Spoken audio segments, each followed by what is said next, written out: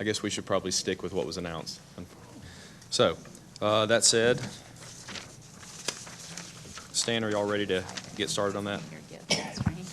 Yes, sir, we are ready. I will note that we had intended to try to get the agenda updated with the new committee members, but we weren't able to do that. But so we have it listed with everyone as it was before, but I assume you have a copy of those new committee members to call roll. We can provide those for you if I need to. We can pull that out separately, but for right now, I will note that everyone is here, so we've got it covered, and we'll work out the specifics later. That is assuming everyone here does know which committee they're on. Again, since we just changed that. I can share that if you want me to. I have that Yeah, here. it may be better to go ahead and do that now. Okay. Since this is another change for us.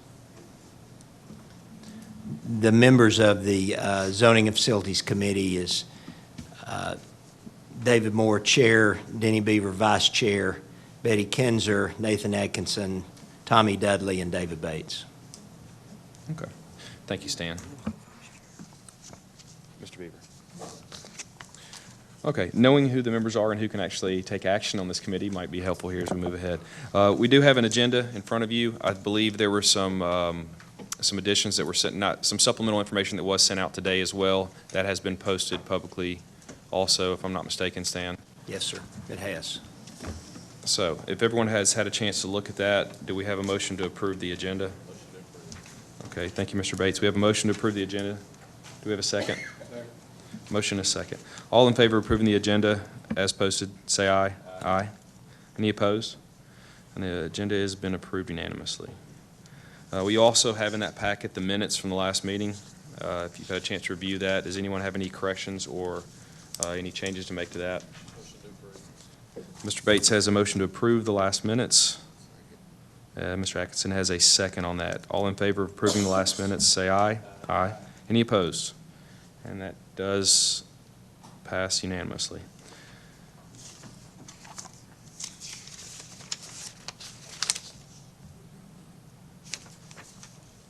Okay. Let's start here with the item number 4, Capital Projects Report.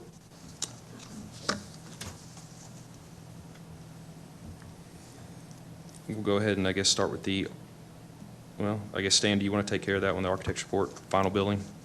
Yes, sir.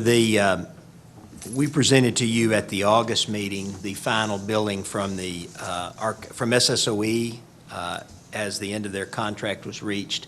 And the billing, of course, was in connection with the construction of Central High School. At that time, we pointed out to you that after all of the things that they had billed for, there was a remaining balance of $171,870.80 in the architectural budget for Central High School. There were some questions about what all was covered by them, and I think one of the points brought up was that typically as a part of their contractual agreement that they provided as-built drawings. Of course, the project is not completed, but Phase 1 was completed by the 1st of July, which their contract ended June 30th. So you directed me to contact Mr. Hibden with SSOE. A copy at the end of this attachment is his email response. And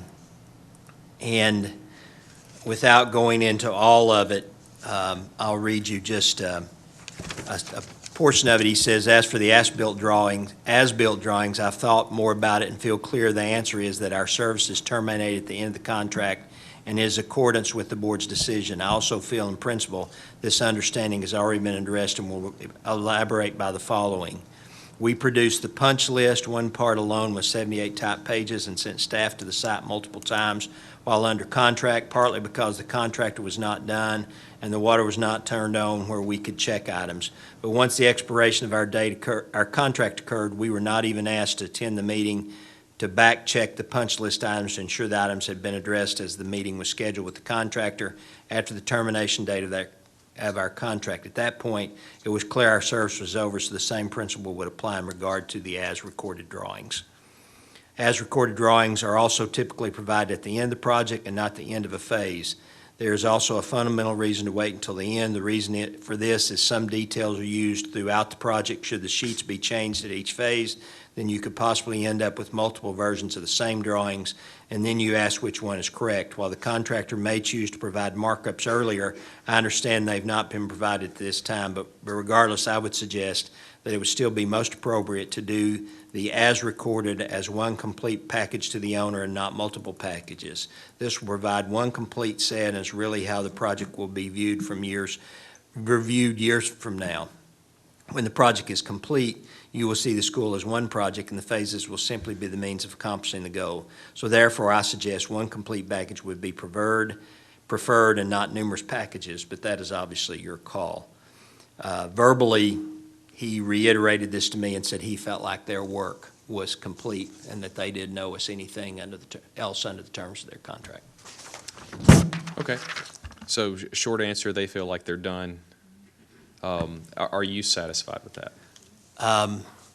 At this point, obviously, we want to make sure that someone provides as-built drawings. I will yield to Mr. Spencer, who's here tonight, to see if he thinks that will be provided under the new arrangements that we're doing with the work that's being done as we finish up the contract. If the architect that we're using now will be able to provide those for us. We really haven't had that discussion, so yeah, we'll have to work out and see if we can get that done. But I think, and also I've had several phone calls and emails from Mr. Hibden saying we'd really like to get paid before the end of the year. We feel like that we're done and we're owed this money, so.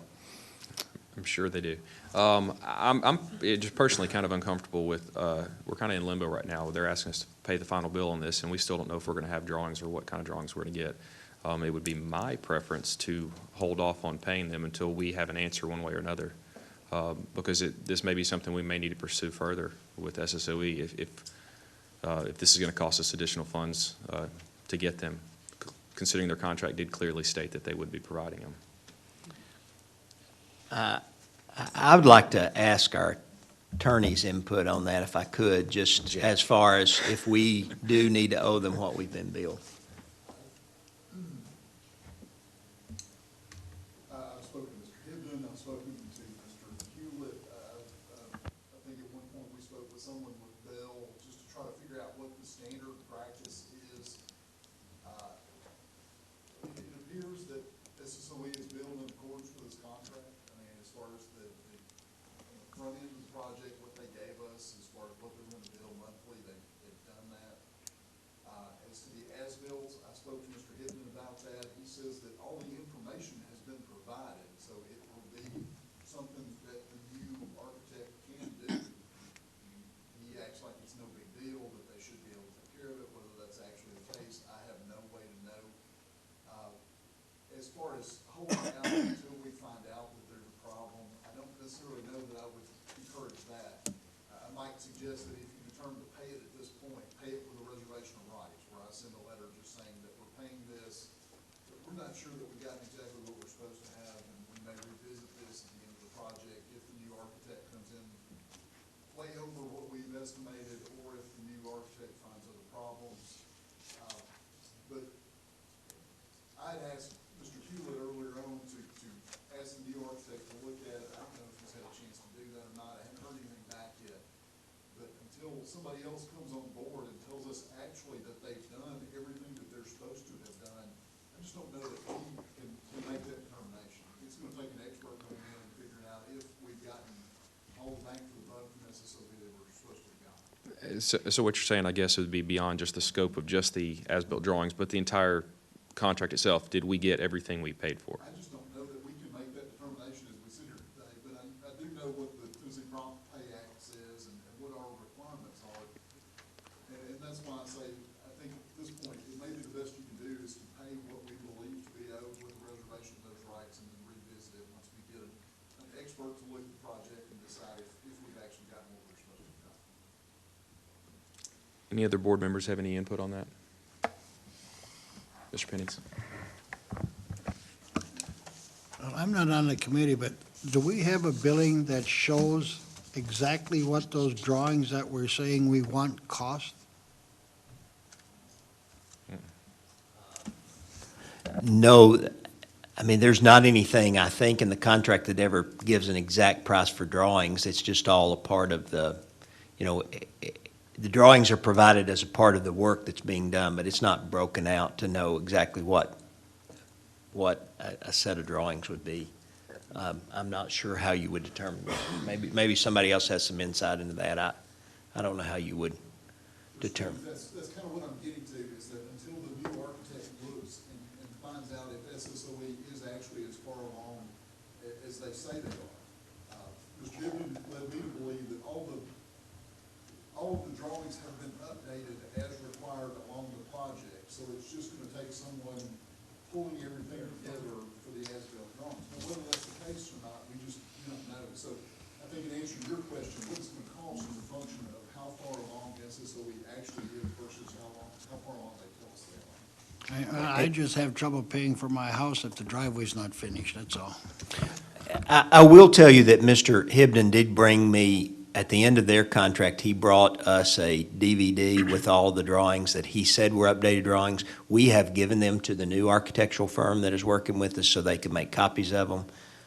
But getting an evaluation from them, we have not asked for that. So Jake, your recommendation is wait until the new contractor verifies the drawings before we pay the bill? If you want to do that, I understand. If you want to pay and reserve the rights, that's another option. It's really up to the board.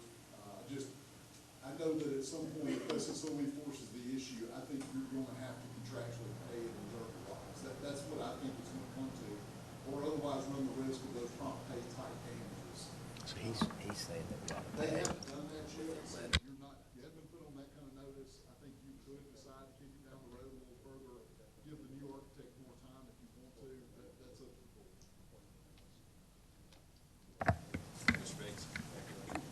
Mr. Breed, maybe you can kind of help to refresh my recollections. I didn't have a chance to go back and look at the video from our prior meeting, but, so this first came to us, I think, in July is when we first were presented this request from SSOE for their final payment. That is correct, yes, sir. And if I'm reading your memo correct, was it that at that time they were asking for 243? At that time, Mr. Hibden actually put together a spreadsheet where he summarized the remaining costs. And in his spreadsheet, he showed that after we paid the remaining costs, that we would have a budget amount left of $243,000. He called me, though, right before we were getting ready to bring it to you at the August meeting and said, I made a mistake in my calculations. And basically it was, they do a month-by-month statement, and on their month-by-month statement, the amounts they billed for didn't total up to their running total at the bottom of they keep a running total at the bottom of the statement of what's remaining in their charge, or what they billed to date. And their running total had a typo, and he was going by the running total, not Okay. by totaling up So the that billings. number is actually how much would be left over in our budget? In the original budget that was So set for what is the- architectural services. What is the final bill? What are they asking us to pay? What is that amount now? I've got it here. I'll have to look for just a minute because I didn't add it. It's actually a combination of bills. There's actually a monthly bill. Jerry, do you have that? Because it's actually, we have not paid a statement since the board made the decision, I don't remember if it was April or May, to not continue their contract. So what we did was, at that time, they had not presented us statements yet for March, April, May, June, July. So we did not pay one in Right. anticipation of, we wanted to make sure that Here's the final one. we're final and we were Right. closing out everything. And so So to we sum actually, that up, what is kind Yeah. of the total stack of bills? What are the total, what are they saying we owe them?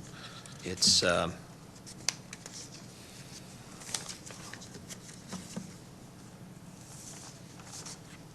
the total amount is approximately 6733. That's 109,000. It's a total of about $144,000. Okay.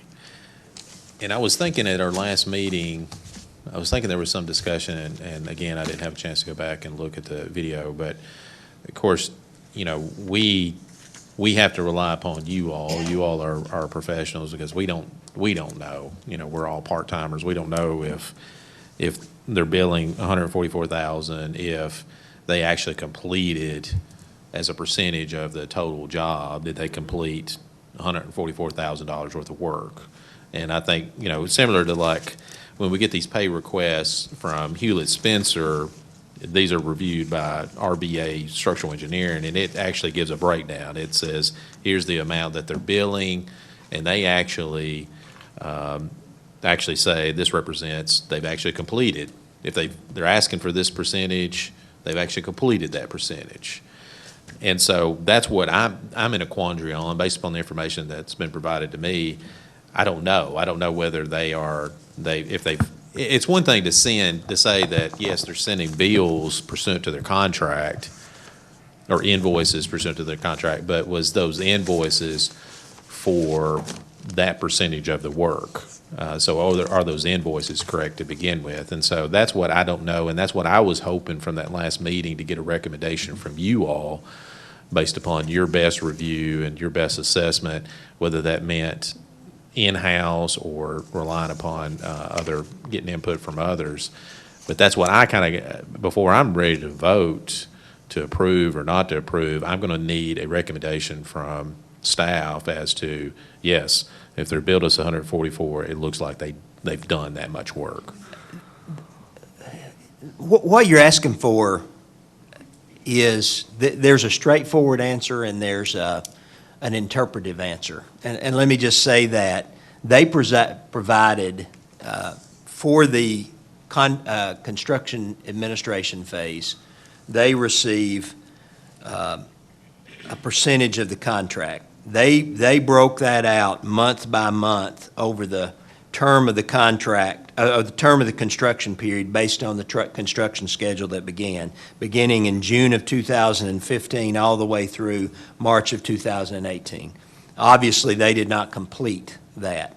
So they have billed us based on the percentages that they said they would build through June of 2016.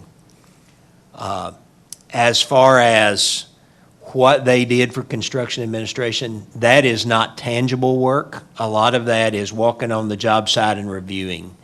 So we pretty much have to take their word they completed it. One of the things that you will see when this project is finalized, that there's not a way to really, without going into great detail, there's a lot of work that have come up through this project that they're incomplete drawings on. We continue to find that.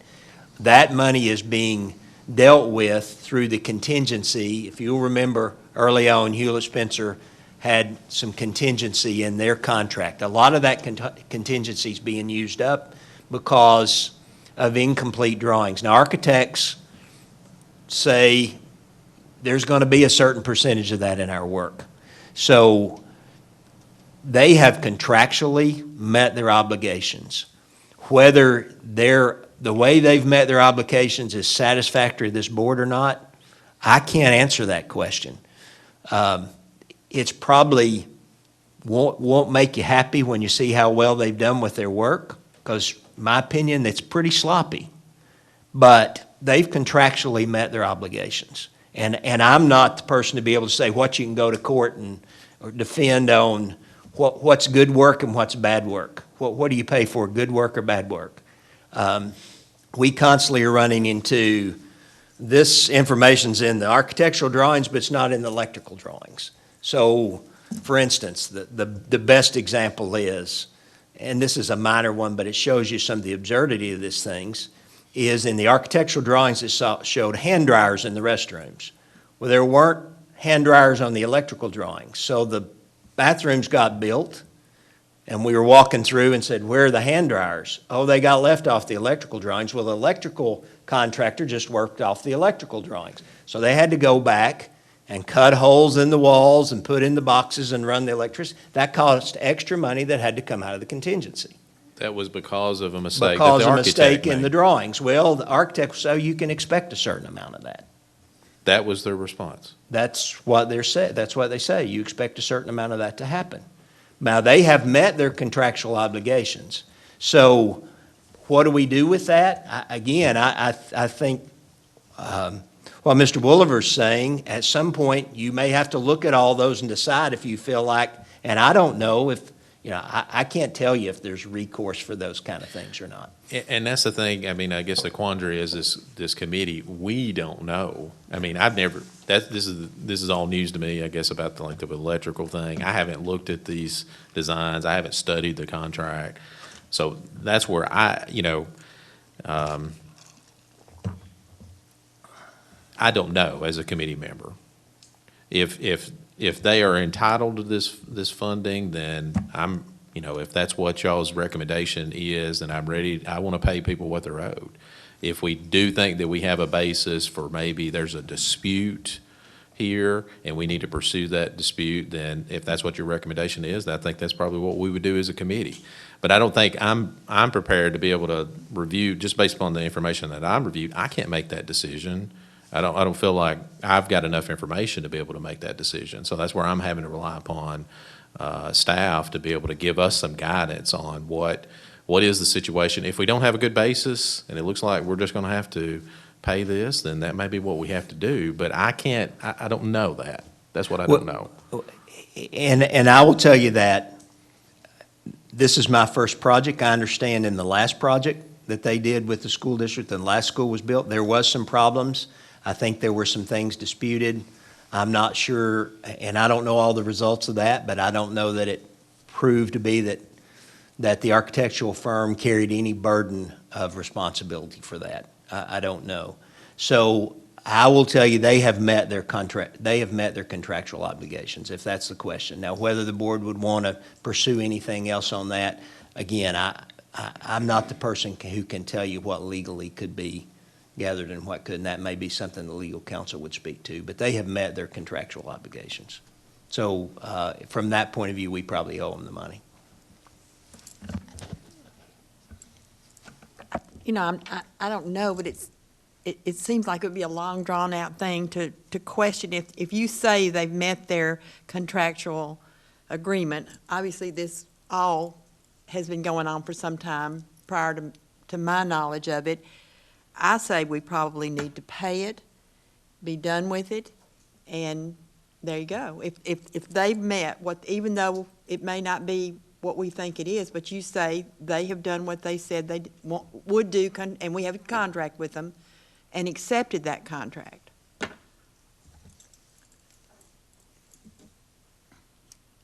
Then I move we pay it. I just have one question for Jamie, if he doesn't mind. Is this a common thing, like the hand dryers? Is that a common thing to happen in the construction industry? Or is that just a sloppy job by SSOE? You can't comment that. Have you run into those problems before, sir? There is so much I could say right now, but I'm definitely going to hold back. Mr. Pennings, it is common to have things in the job like that. That's a coordination of drawings issue, and it just didn't get right. And that's a small example. We have shielded this school board from these issues. That's why you've never heard of these, Mr. Bates, because we deal with these every week. But I will say I'm very, very, very excited to have our new architect on board. That's my ultimate statement. It is common to have some things. Our contingency on jobs is typically 3%.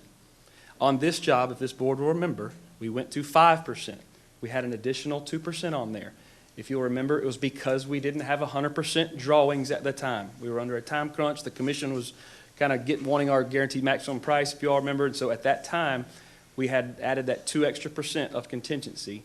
And so that's sort of the well we've been going back to cover a lot of these, quote, mistakes and so forth. Now, that contingency's been dropping down, and I'm looking at the project. I know how much is left, and I know where my contingency at. Am I worried? 100% I'm worried. 100%, because that's my job, to watch that money for the taxpayers in Murray County.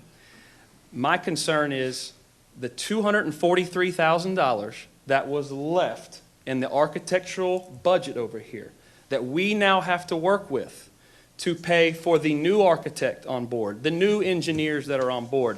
Is that bucket of money that I have left over there going to be enough to pay all our new people that are now having to work a lot more than we thought they were going to have to because of all the mistakes we're finding?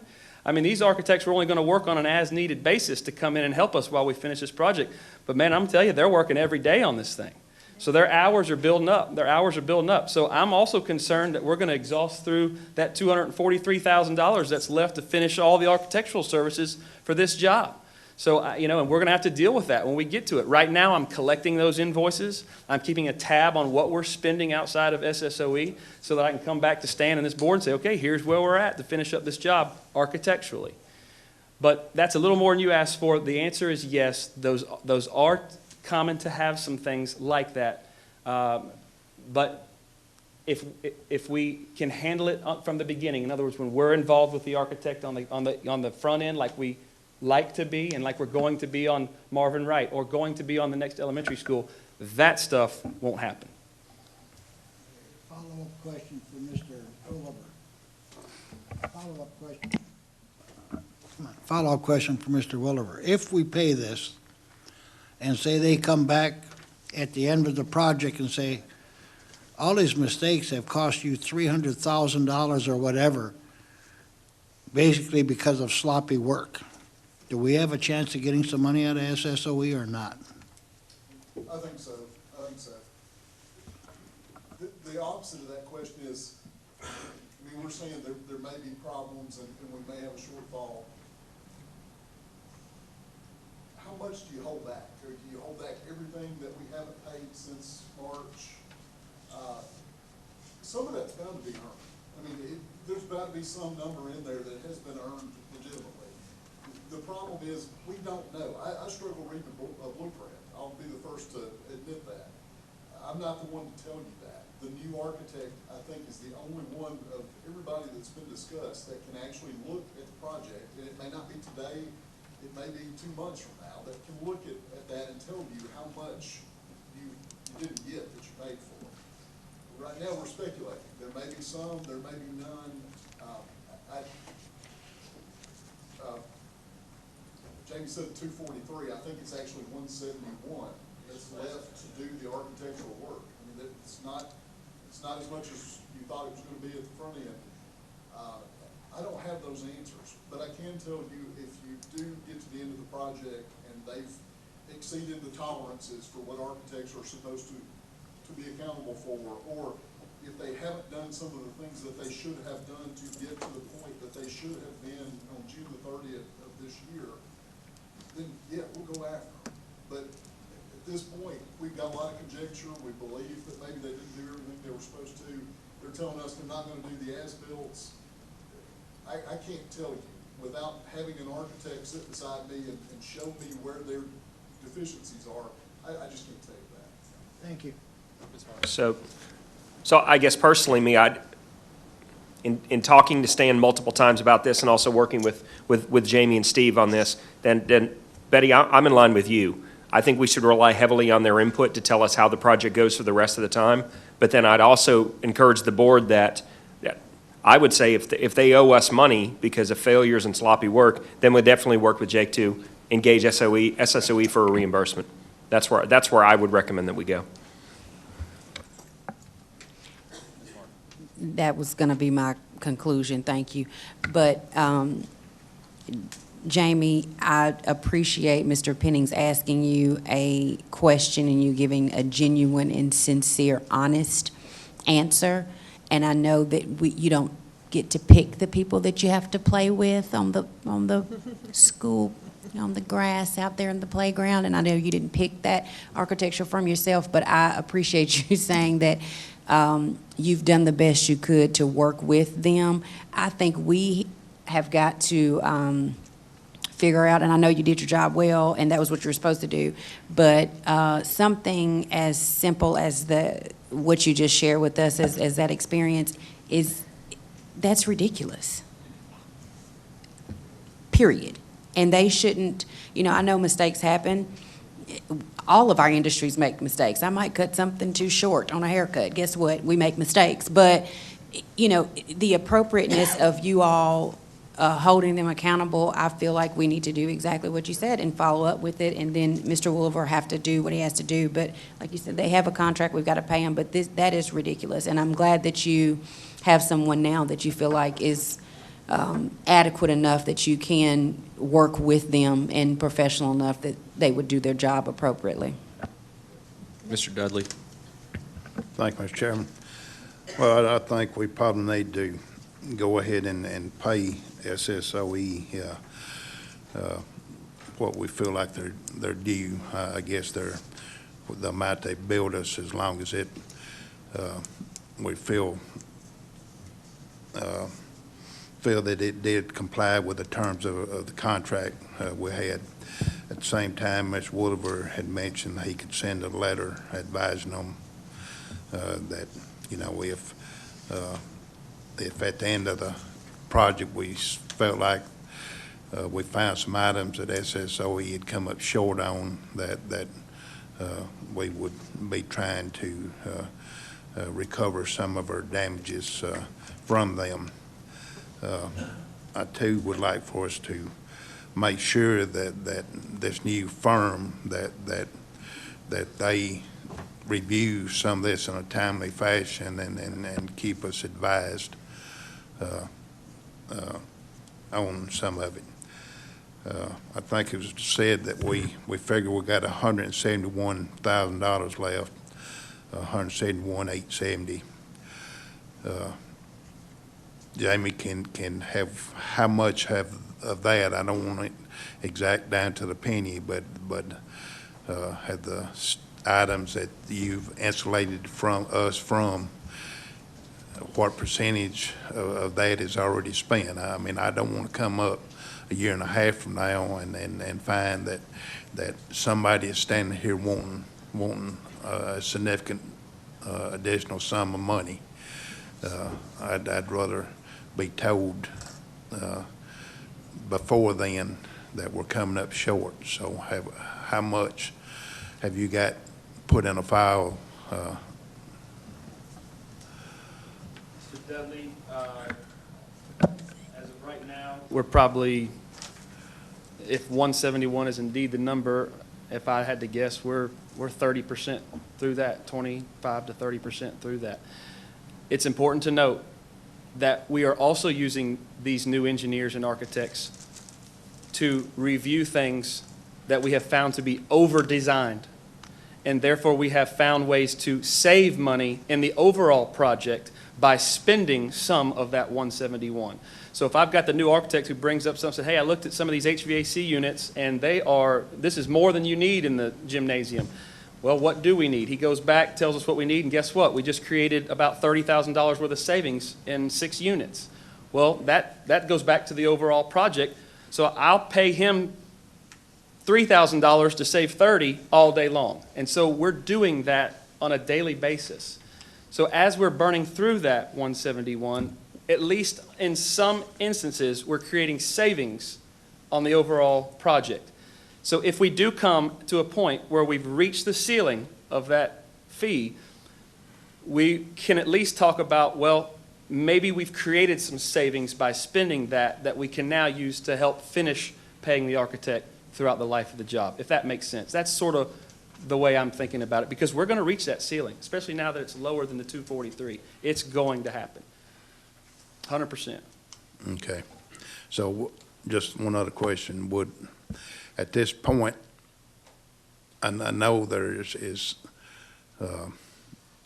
Hebden always come to us at the end of every project with his 2%. They love to say that they were in the 2% of cost overruns or this and that.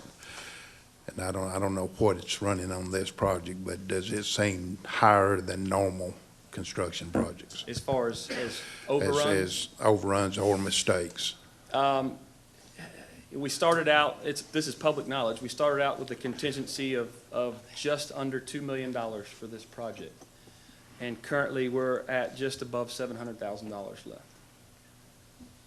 We have a gymnasium to finish. We have a cafeteria to finish. I mean, we're in phase 2 of a 4-phase project. You know, the big part of the job is done. as far as the classrooms. You know, that phase one was pretty big, and we got through that with probably a reasonable amount of contingency. And I'm just, you know, hoping that we can get through phase 2 and 3 and be able to have some savings out of that contingency and give it back to this board. I said earlier that I was concerned about it, and I am. It's just, it's the nature of what I have to do. I watch that amount, you know, every day. But I'm not throwing up red flags right now. I'm just making the board aware of where we're at. Right now, I think we're going to be okay, as long as we don't hit something really big. Now, you know, now our contingency is 6,000 here, 15 here, 2,000 here on these different things that we're running into. So we haven't had a big bump, a big item. And we just hope that that doesn't happen. Okay, thank you.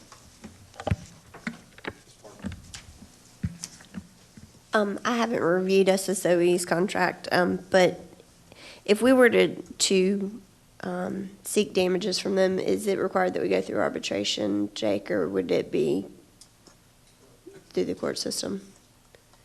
I don't think so. I think, I'll have to look on that. Okay. I don't remember exactly. I think there's a $25,000 cap, and I think it's anything under $25,000 is arbitration, and over was litigation. Okay. But don't hold me to that, because I haven't looked at it for that reason in a while. Can you look at that for the board meeting? Since whatever comes out of the committee, I mean, the full board will have to look at, but can you also look too about venue? I don't know if they're choosing Nashville or if we chose Murray County. The venue for an action would be Murray, but like I said, I don't know about the arbitration provision. I'll find out Okay. for that for you for that. Okay. Next meeting. And then is there the possibility in our contract for us to possibly do like an escrow agreement? I mean, if we know that we have a certain amount that we think that they're owed, obviously from March to June, whether that's 100,000 or whatnot, and we wanted to offset that versus some other potential to avoid having to go to litigation, is it possible to talk to them about the possibility of doing an escrow agreement, having the interest go to whoever? If you decide to do that, I'd just suggest that you do it. I don't think there's a provision in the contract. In fact, I'm positive there's not.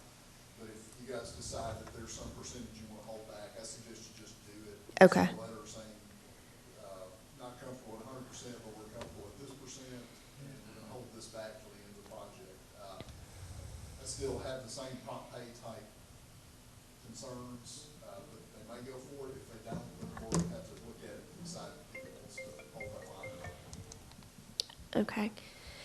And then, Jamie, do you think that by our board meeting that you might have an idea of maybe how much you would feel comfortable us having towards architectural fees? I mean, 171,000, I mean, if you could give us a ballpark that you think that there's the potential that we're gonna need closer to 243 to start with. I mean, is that possible to maybe have some of that information for the board meeting? When the 243 number first came out, we met with all the new architects and engineers, and we said, here's what we have left to do, here's what's remaining on the job, and you have the plans. Can you do, in your opinion, the work you need to do for us with this amount? And the answer from that group at that time was yes, we'll make it happen. We'll make sure that we stay within that 243. Well, now it's dropped down to 171, so to answer your question, we'd have been a lot more happy having the 243. Right. That's why I know we're probably going to definitely reach the ceiling of the 171 and need to go to a well somewhere to pay for these services. These services are needed, Right. especially with the state of these drawings. We need these. Our new MP&E engineer has, I mean, he is, gosh, I wish we'd have had him from the beginning. I mean, he is incredible, and he's doing things that we didn't have before. And he's helping us in a lot of ways, but we're going to have to pay him for those services. Gotcha. Thank you. Mr. Bates. Thank you, Mr. Chairman. So, Mr. Breeden, so the 171, that would be what is left over if we pay the SSOE invoices? Yes, sir, that is correct. Okay, just want to make sure.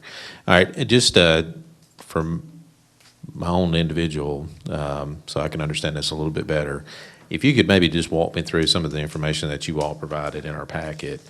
There's an email from Mr. Hibnan on July 7, 2016 in our packet. And then in that packet, I think, which was attached to that email, is actually, hold on. Let's go to the August 10th, 2016 email from Mr. Hibden.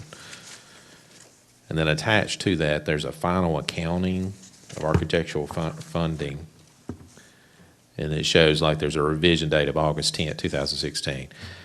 And Jamie, you may be able to help us with this too. I'm just kind of wanting to understand it from a general standpoint. I've not built a lot of schools in my lifetime, so I'm having to learn a little bit about this. All right, so I see this first section, these items appropriated, and basically the bottom line, there's a bottom line number, total funding, it says $2.4 million. You see that number? And it Yes, says sir. that's the, matches the 2000, or March 26, 2015 funding approved by the commission. So it looks like that's the total amount that we budgeted for architect is about 2.4 million. That is correct. All right, and then so basically, out of that total funding of 2.4 million, what SSOE has invoiced us thus far is every bit of that $2.4 million, with the exception of, and this is if we paid everything, this bottom number, funds remaining, they highlighted that in green, 171,000. That's correct.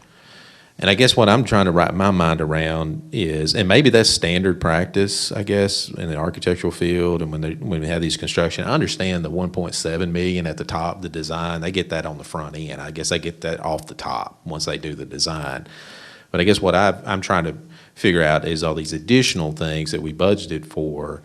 When I'm looking at the report that we have in our packet, tab number 3, it shows that we're only 60% through the project.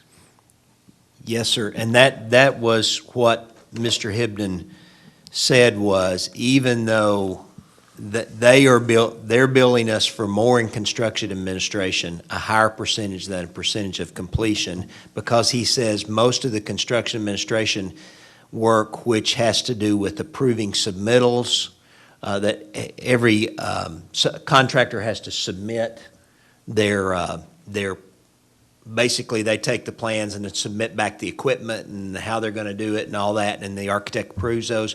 All of those happen on the front end, and so that most of the submittal work was already done. And we did check with the contractor, and they agreed that probably not all of the submittal work was done, but most of the submittal work had already been done. And so they said construction administration is front-end loaded. And that may be the case, and maybe that's what will help me. But I guess from a layperson perspective, I'm, in my little mind, I'm thinking, well, we're only 60% through the project, but this architect has billed us 97% of their budget. And there's only, I think that's right, no, 93%. Yes, sir, but and that may be why the bulk of their budget was for design. That's true. And so the design, they billed us for 100% of that once the design was completed. Right. So the only thing that was left was just the construction administration piece. And so that's what they're saying is the construction administration. $580,000. That's correct. Yes, sir. Okay, Yeah, so 580,000 that you see. If you go back to the budget, construction administration was figured at 580,000. So we're 171,000 left of that. okay, so if I did the math right on that, the 580, and if they're only going to leave us 171, that only leaves us about 29% of that budget. So they're Right. billing There's 71%, and I'm only, and again, maybe those things don't. Yeah, it was match. actually actually, when they got through, we were about 52%, I think, complete at the end of June. So that's And- even, Right, that and even they makes were me- billing us about 60%, but also their funds includes, there's $75,000 for additional services where they did additional design work during the project. So that was tacked on top of it as well. And that had to do with some things that were some value engineering things that the builder, if you remember, we got into, Mr. Hibden talked about this early on, that they're recommending that we redesign this for some value engineering purposes, and we're going to charge you for that. And so that it does include, so you could take 75,000 off probably to be more correct on that. Okay, so, and again, that's where I don't know all those ins and outs. And I guess, Jamie, maybe you can maybe provide some insight, maybe not this specific situation, but is that typical where, again, I guess when they ended, they were about 51% through with the total project? With the total project, and I think they billed us for 62% of construction administration. And I'd have to go back and find that number exactly, but I'm pretty sure that's what it was. Let me see if I've got that right here quickly.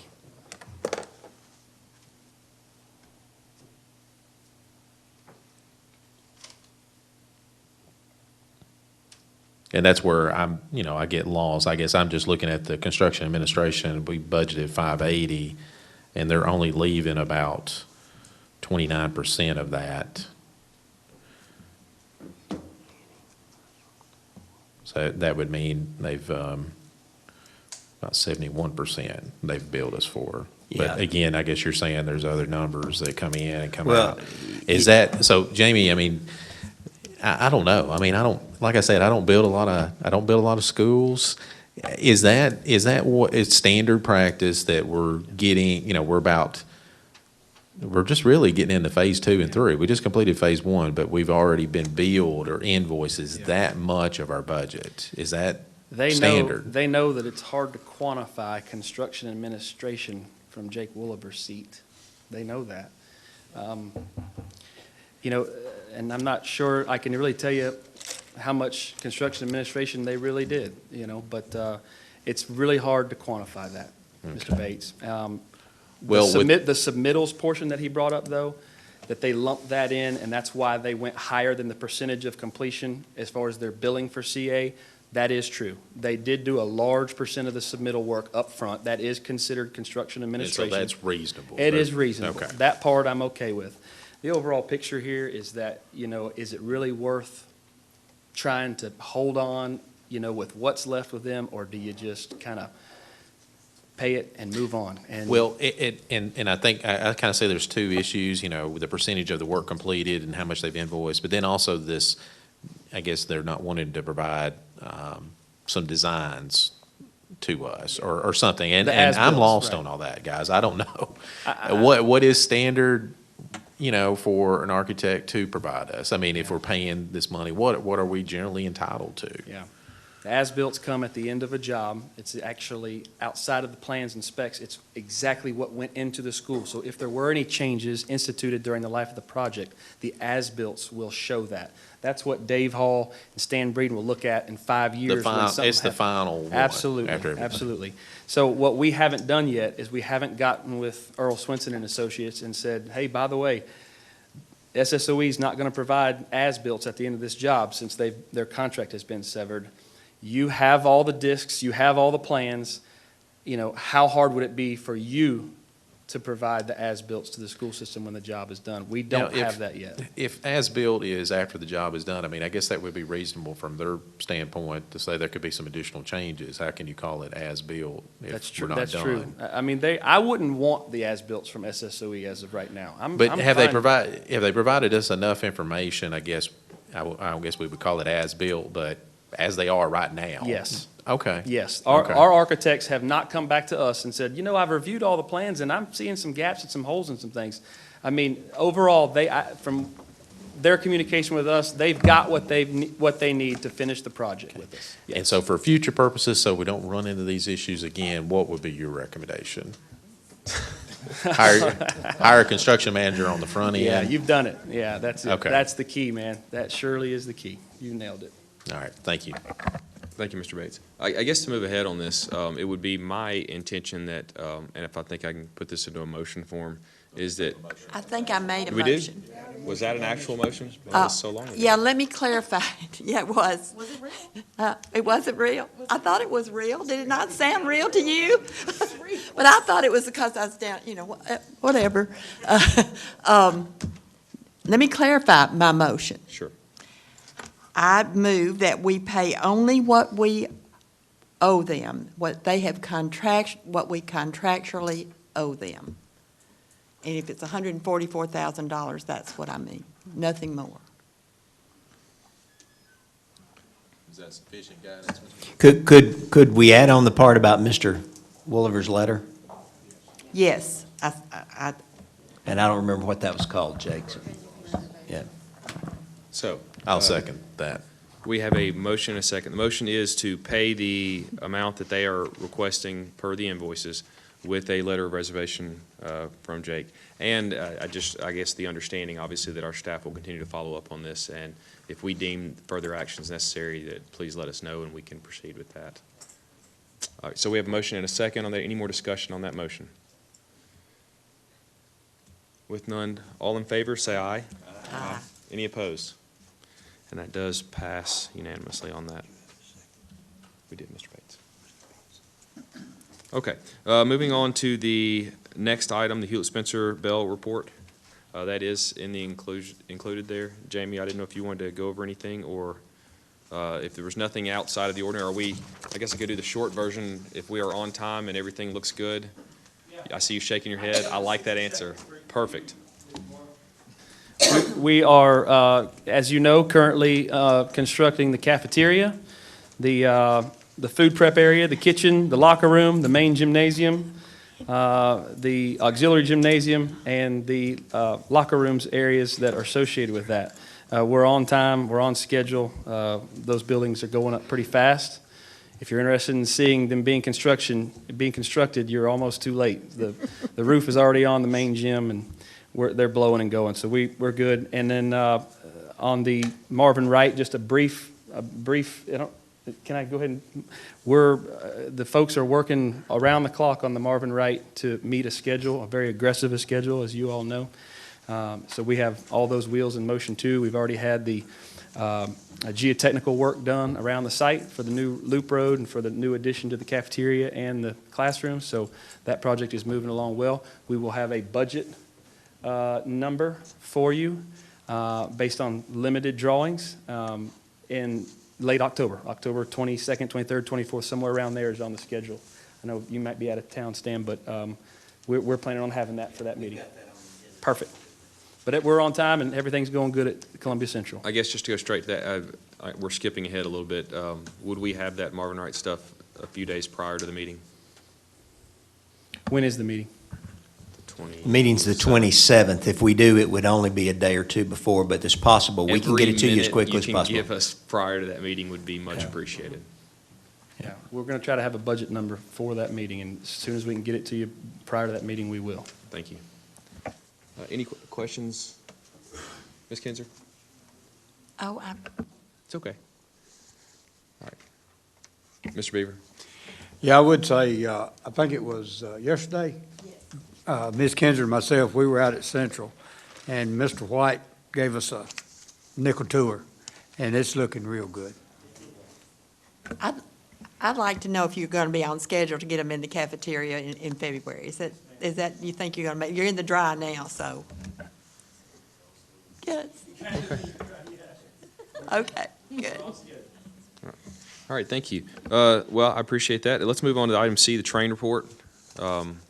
We can, if you're ready. The regular report is in there in case y'all have any questions. What we really want to do, and we can answer them, Mr. Malden's here from Train. He can help answer those, or I can help answer those. But really what we wanted to share with you is we started down this path with Train under what's called PACT agreement, which is an energy improvement program. They were installing equipment. We've reached the end of the installation period, happened July 1, and I think Mr. Malden has a report he wants to share with you, and I was going to give you some final financial numbers, which I think you'll like as well.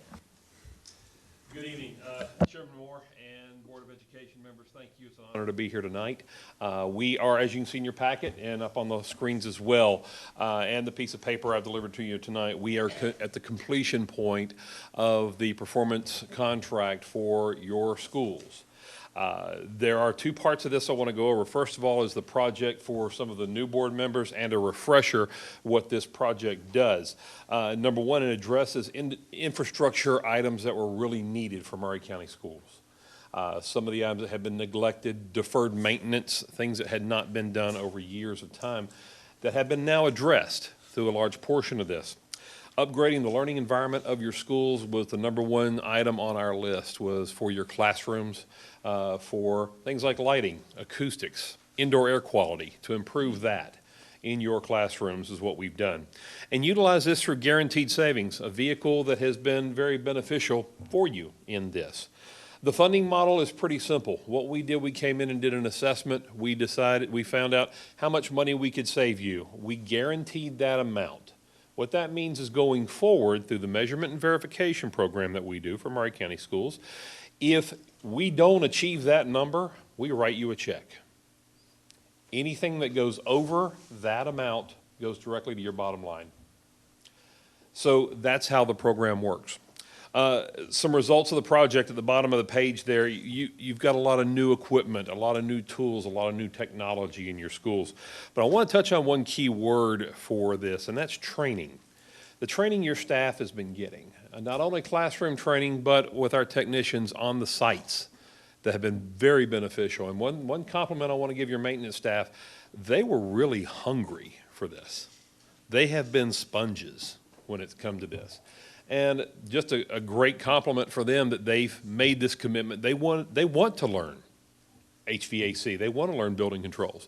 And in building controls, these aren't trained building controls. These are Maury County Public Schools building controls. Through the training, through the learning, that's going to lead to you and your staff and the ownership of these building automation systems. And you think about how old some of the schools are. We put technology of building automation systems into your schools. So that helps you manage your schools better. Partnership with Train also is not only just for your existing buildings, but the growth of your new buildings, your mechanical, electrical, plumbing that we can help you with as well, that we're currently doing in some of your schools. And you came in facing a tough challenge, and you have that right now, the challenge of building new schools while maintaining your existing buildings too. If you go to the green box, this is the best news right here. Green's always good. In the construction period, we said we were going to save an estimated, right at $317,294. We achieved and exceeded the savings. We achieved a savings of $365,824. That is $48,530 direct to your bottom line. Also, the installation period concluded 1 month, 2 months ago actually, but after the first month of measurement and verification, we exceeded the guarantee for that 1 month alone by $6,649. So you can see, if you do the math on that for the rest of the year out, you'll see substantial savings for your schools, and all that goes is direct to your bottom line. That's the decision that you made to partner with Train is a trust that your taxpayers have in you, and there were no tax dollars included in this. This went straight out of your operations budget is where we found this money. Any questions? Yeah, thank you, Mr. Chairman. Yeah, like I talked to Randy earlier, one thing that I would like to do is take this little green box here and publicize it, showing Maury County that in the last few years, we've made some smart decisions on how we're spending taxpayer dollars and the savings that we're getting from what Train has done for us. And earlier, I talked with Kim Daldridge, and she's going to be getting with the newspaper. And hopefully, we can get something in the paper here in the very near future. Thank you. Mr. Bates. Thank you, Mr. Chairman. I think that's a great idea, Mr. Beaver. Anytime we can show our due diligence where we're saving money, I think this may be helpful. And a lot of this, I guess, this program's actually started before a lot of our members' time, even before my time, just to kind of give a big overview. So I guess we did receive funding to make these improvements to the HV system, most of the HV systems at a lot of the schools, and basically made an investment of about $4.6 million. Am I looking at those numbers right? Yes, sir, you are. This was actually done through a bond issue. Mm-hmm. It was part of a bond issue, a larger bond issue. Some of the others, as a part of that bond issue as well, which the county funded, was for the new HVAC system at Whitthorne. That was not a part of this. That was a separate part of that bond issue, and that repayment was totally made by the county, not with school funds. And Okay. so we appreciate that very much. Yes, From definitely. the county doing that. But this portion was given to the school to repay. And as Mr. Malden mentioned, we're repaying that through these savings. And so the savings are guaranteed by Train, that if we don't have them, so we're paying, but we're exceeding the bond, and the projections would pay a little more than the bond cost were anyway. The bond costs, I think, about $350,000 a year is what we're spending on the bond. I'd have to go, it's a little bit different from year to year. There's a Right. bond repayment schedule for that bond. So it's being used to repay that bond, but that's where that funding came from. And then this project was laid out as exactly what would take place Right, from the right. installation. So of that. we're paying that back each year, and I think Yes, that's sir. in our budget, where we're making about $350,000 Right. payment a year. But we're paying for that because of all the energy savings, because of installation of these programs.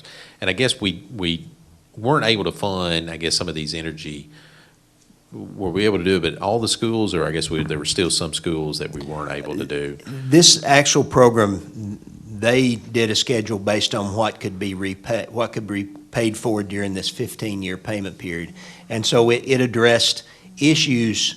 There were energy improvements made at all of the schools, but some of those were in the way of changes to our plumbing systems. Some of them were things like the building envelope actually tightening up where energy wasn't escaping out under doors. You know, we didn't lose heat under doors or around windows and do some of those kind of things. They've done some simple things like put vending misers on our vending machines where they shut off when nobody's near them, so that you're not using a lot of energy and just lighting up that vending machine. So there's all kinds of different things, but the larger portion of that was some of the HVAC controls that were put in.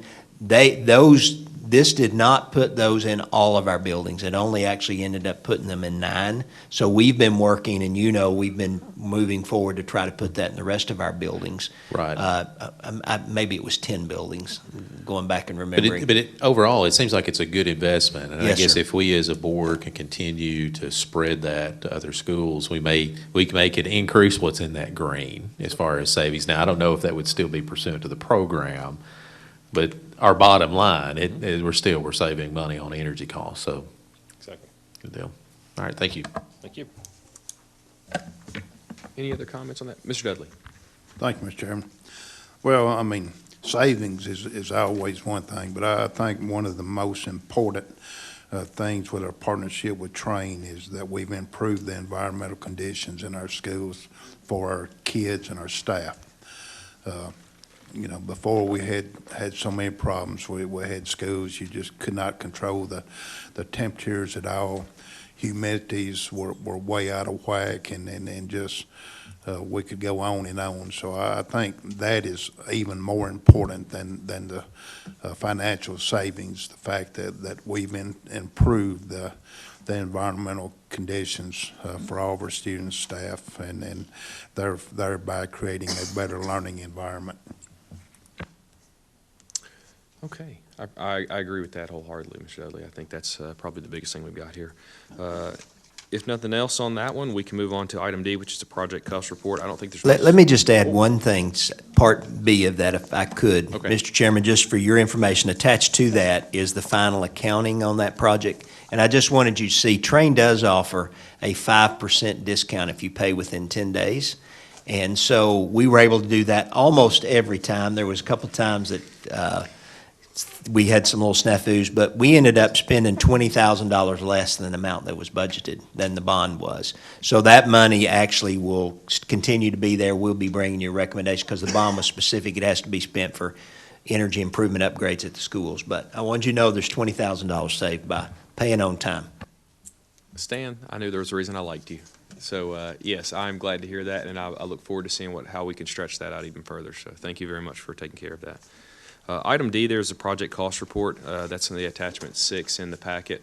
I don't know if there's much else to say on that. If anyone has any questions on that, or if Stan has any comments. Could I speak just a couple Stan, you things? are full of comments. And I apologize. We had a shortened meeting last time, remember? And so we built up a lot of stuff for this one. We've just done one thing. On the front of the report, you'll see we've added a new section that deals with the recent $22 million bond. Actually, Jerry, I think by the time the bond and the premium and everything was put into our account, it's $22,474,122.34. Yes, 34 cents. And so we've already laid that out on a report for you. The, what's in green is what you've approved. What's in red are things that we're recommending at this meeting. So we didn't put them green yet. So, but it kind of going ahead and starting to give you accounting of how that will be spent. There is one other thing I want to point out on the second page too, which has to do with money that we already had in our capital funds, which came from most of it came from money that's been taken from the school's fund balance. On the amount that it shows on the second page, it does show, we're making a recommendation that shows that our budget would go into the negative, but the last line, which for the electrical audit that we had designated $50,000, that's actually, if you'll remember, Train has agreed to do that for us for free. So we need to just recommend that be struck from there, and so we'll actually still be $10,000 to the good for that, but with what we're recommending on elevator renovations tonight. So I just wanted to point those two things out, Mr. Chairman. Thank you. Does anyone have any questions on that report? I don't see any lights on. Okay. Then I guess we move on to item 5, which is a budget recommendation for the addition to Marvin Wright. I know we went over a little bit of that. Let's, I guess, see where we Just to add that we would like to ask your all's permission that would be brought to the full board and we won't have time to bring it through this committee. That will include the budget from Hewlett Spencer for the construction of the building, but it also, we're working on having for you a budget for furnishings, because obviously you add more building, you got to have more furnishings, and any computer work that we have to do running the data network, extending the data network and the low voltage work. So we're trying to put all those together and bring you that as a package, at least by the meeting on the 27th, to give you an opportunity to approve that, so that can walk through the process that it needs to with the county commission, if there's any process during the month of November, so we can be ready to go as soon as possible with construction. All right, appreciate it. Just to let you know where I'm on that, I would obviously, as I said earlier, appreciate as much time as we can to review that. I would really not like to get that the day of the meeting or even the evening of the meeting. And I understand we're at a time crunch. My preference clearly would be for that to come through this committee. I know that because of the time constraints we do have, it's kind of putting us at a crunch.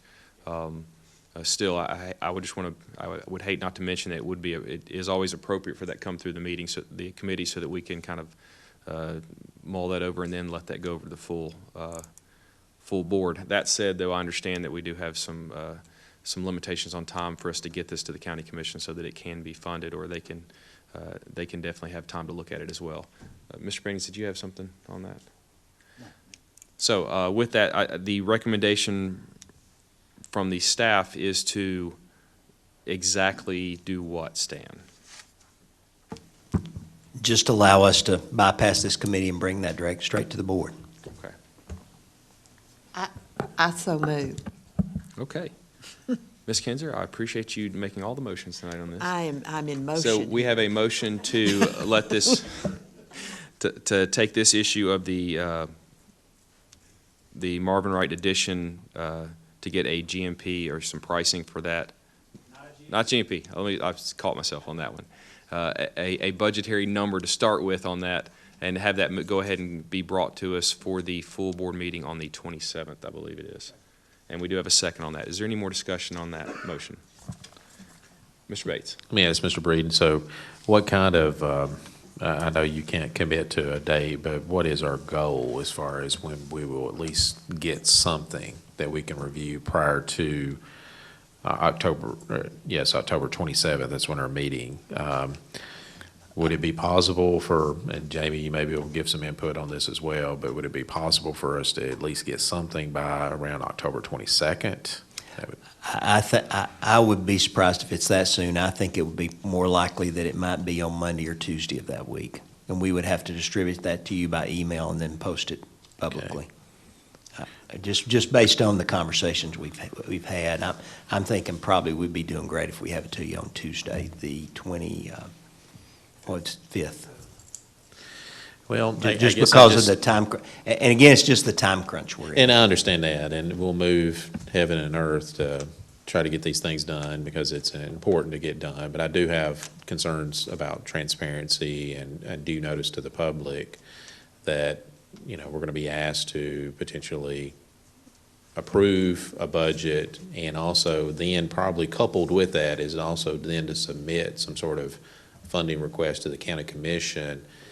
And that's not in conformance with our policy of us getting things at least 5 business days prior to a meeting. So I think we may need to have some sort of motion at that meeting to waive our policy that generally requires a 2/3 vote.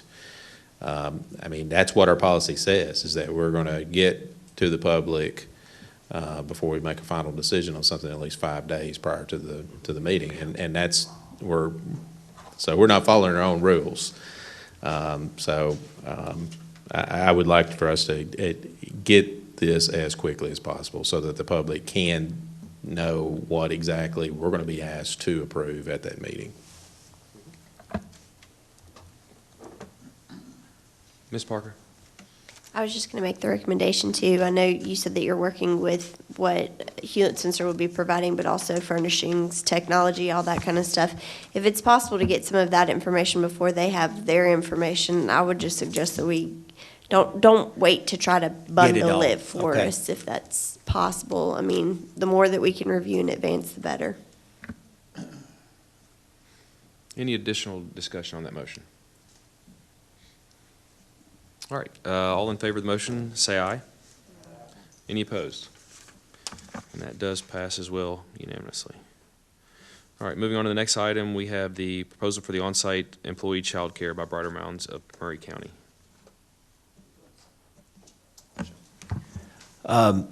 This is a proposal that we brought to you, I guess it was last month, and you tabled it to this one, so we've put it back on the agenda because I think it was actually deferred to this meeting. We have gone back and spent a little bit more time looking at the situation. We made one change, I think, that was noted in here about, there was a typo that said childcare would begin at 6 months, and it's changed to 6 weeks.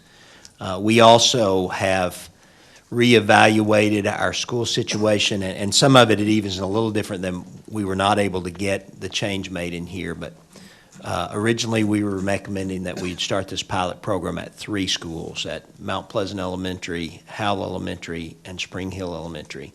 Going back and looking at some space constraints, looking at reexamining whether our schools could meet the fire marshal, and also looking at where we felt like there was some demand. We visited with some of our principals. We would like to recommend that it only be 2 schools, that it be Howell Elementary School, and we've met with the administration there. We have 2 rooms designated. There seems to be quite a bit of enthusiasm amongst the faculty for it. We've also are recommending that we do it at Woodard Elementary School. There's space there, 2 rooms. We've met with the administration. Again, a lot of enthusiasm. That would give us an opportunity to have it on the north side of Columbia and the south side, that you can reach our Spring Hill schools and our Mount Pleasant schools from those areas fairly quickly. We've talked with Ms. Hall about extending maybe to 45 minutes before instead of 30 minutes before, I think is what we talked about. And so that would give people, so that they would have time to drop off and get to those places. So we feel like those 2 spots would work very well. But other than that, we've not, and again, in this one, I think we did not get the change made to Mount Pleasant Elementary. I think it says Mount Pleasant Elementary and Howell.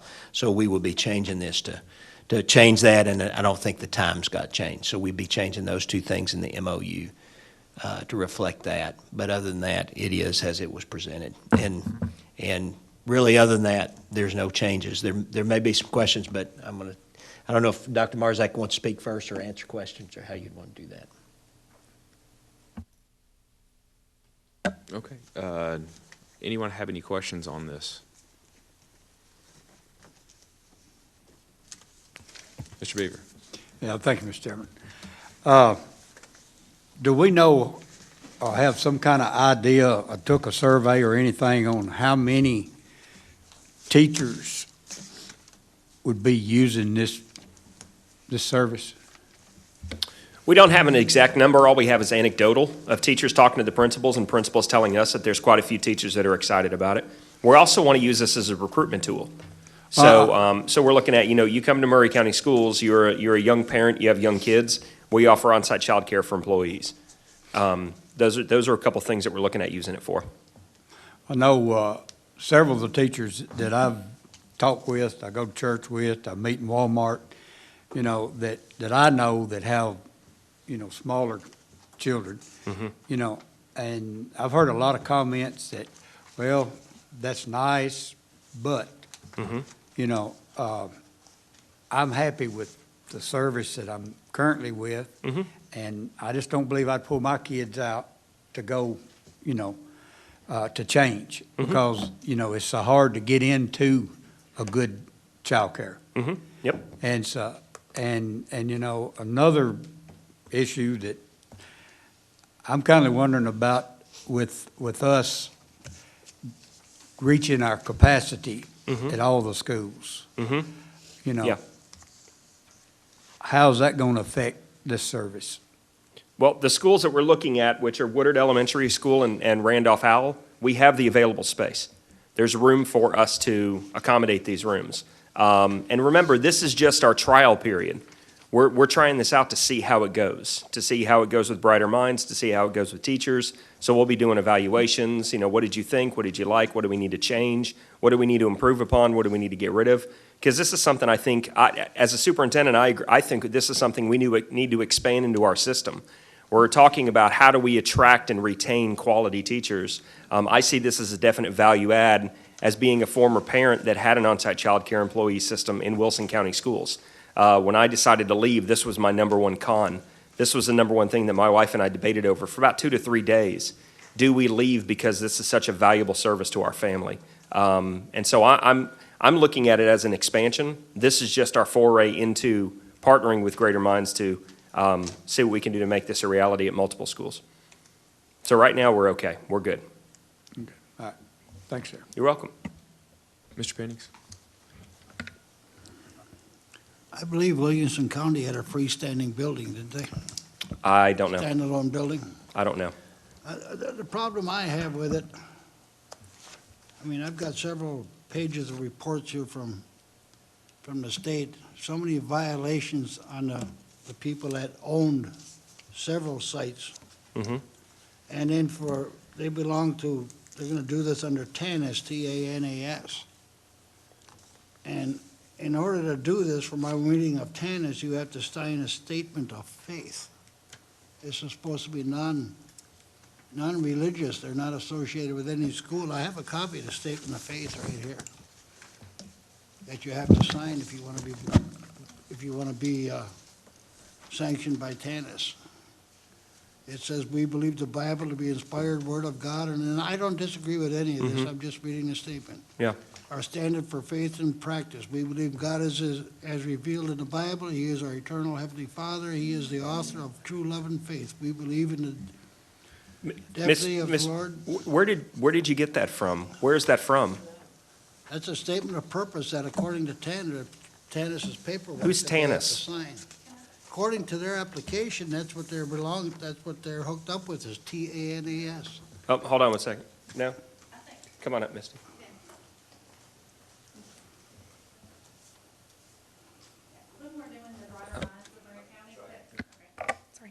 The Brighter Minds of Murray County is a totally different entity from the Christ Children's Academy that we have in Spring Hill. With Christ Children's Academy that we have in Spring Hill, we have a private kindergarten. To have a private kindergarten, we go through TANAS, and we are Christian-based. We're very proud of that we are Christian-based. But the Brighter Minds of Murray County is not going to really have anything to do with Christ Children's Academy. They're two totally different entities. They're two totally different businesses. And Brighter Minds of Murray County will be through Department of Human Services. And another thing, what I'm worried about is I see 8 different businesses that have opened and closed that you have been associated with, but No, you sir. and your mother have been associated with over the past several years. Now, my mother did have 7 different daycares. She retired last year and moved to Florida, and she sold all of her centers. And, well, also, you said you had 21 years' experience. Yes. Where? Working at different daycares in Murray County. At daycares owned by your mother? No, different ones. I worked at other ones before I worked with her. And then I've had my own in Spring Hill for 4 years. You have a license? Are you certified? Yes, I'm licensed and accredited by the Department of Education. Could you bring a copy of that certification so we could see it? I didn't, but I can get you one. I'd appreciate seeing it. And I can also say, I don't know what reports you were saying, but in the 4 years that we've been Christ Children's Academy in Spring Hill, I've never had a complaint and I've never been wrote up. And I can get something from our licensed counselor if you would like to have that. Thank you. Before we entered into this, Ms. Hall and I have had multiple conversations as well as a non-announced visit of the facility. And we wouldn't be here if I didn't feel confident in the services that they could provide. I was very impressed with what I saw. And having 2 small children, I've been in multiple child care facilities. And also being a principal, having child care facilities in my own school and my children being exposed to it, I've seen good and I've seen bad. I was very impressed with what I saw. And so kind of following in line with everything else that I've brought to this board that's either been phenomenal or above phenomenal, we wouldn't be here if I didn't feel that this was a value add for the school system. The only other thing that worried me, and you can answer this if you wish, you said you would go and take infants and everything. From what I'm reading in the state requirements, I mean, you need cribs for the infants and everything? Yes. I mean, Yes, sir. If we only have a specific amount of room, 1 or 2, you know, Our room measurements have already been taken. Everything has already been checked, double-checked, to be sure that it met qualifications before we brought it to you. Everything's been done. thank you. You're welcome. Question. Oh, just 1 second. I guess to go with what one of my concerns that I have, and my biggest concern is this feels like we're getting kind of outside the scope of what some of the things I think we need to be working on. And I understand this is a passionate thing for you, Dr. Marzak. I understand what you're wanting to do. I have uncomfortable feelings with us getting into a daycare type setting on this in the school system right now. I think we have a lot of other things we're working on, and that just, to me, again, this is just a personal thing to me, it feels like we're getting kind of spread thin on some of these things, and that worries me. You charged me with attracting and retaining quality staff in the system, and this is a high-yield strategy to make that happen. This is not about childcare. This is about teachers and their families and being able to bring them to our system and then keep them in our system. I want teachers, when they're being offered more money by another system, I can't say geographically where they are, but I think you know where they are, and they are going there. I want them to have a tough decision to make. Do I leave myself and take my child out of a system that I like to go make a couple more bucks? Or do I stay because I know the system is more about me and my family? Okay. That's the charge. Well, I guess pushing that forward, that being said, I guess the eventual plan would be to have this at every school. Eventually, yes, sir. Okay. That said, and with the current, have you Well, worked? not every school, but as many schools as we can get it into. Yeah, I guess. Even in there's Wilson locations- County, they don't have it in every Okay. school, but as many But that schools as we said, can. have you been looking or spoken with with Dr. Register about, as they plan for capacity numbers at all of these schools, as we look at that, are they planning ahead to allocate some rooms for this, or? We are going to talk about adding this in, yes, especially with potential new construction, adding this in as well. Okay. Ms. Parker, and then Ms. Kinzer, you were after her. Ms. Parker had her light on as well. Oh. I think we talked about this the last time as far as what the benefit would be to the teachers as far as a pricing break, but I still don't see that in the contract itself as far as what our teachers would be paying. Did I miss that?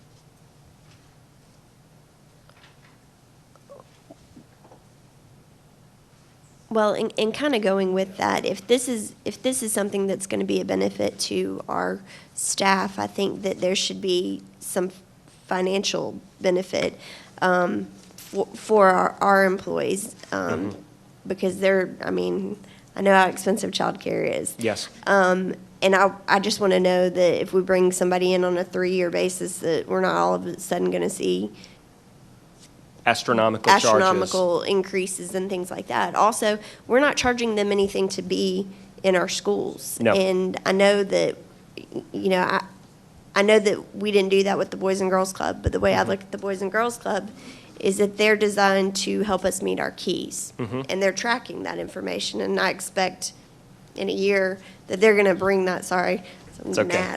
Matt. I expect that they're going to bring us that information, and hopefully we're going to see some improvement. But with 6-week-olds to 5-year-olds, I don't know how that tracks with our keys. Yep. And how we can track that information. So I don't know what benefit we're necessarily getting from that, other than you know, an incentive to our employees potentially.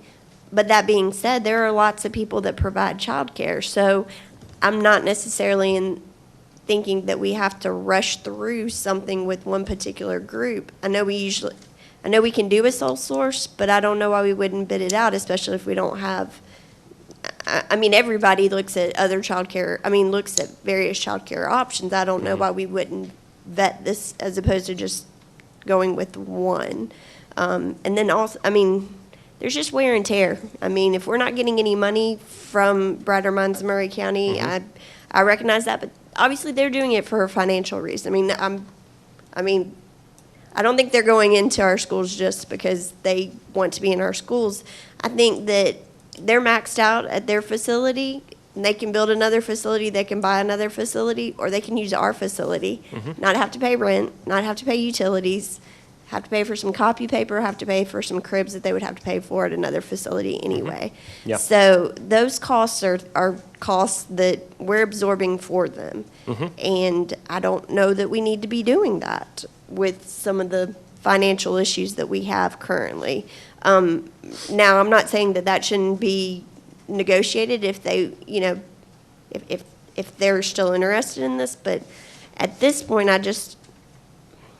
I like the idea, I like the concept, but there's a lot of details to me that need to be vetted out. And honestly, if we're looking at starting something January, and I know they talked before, they have to get certain certifications in Yes. place, and I recognize all that.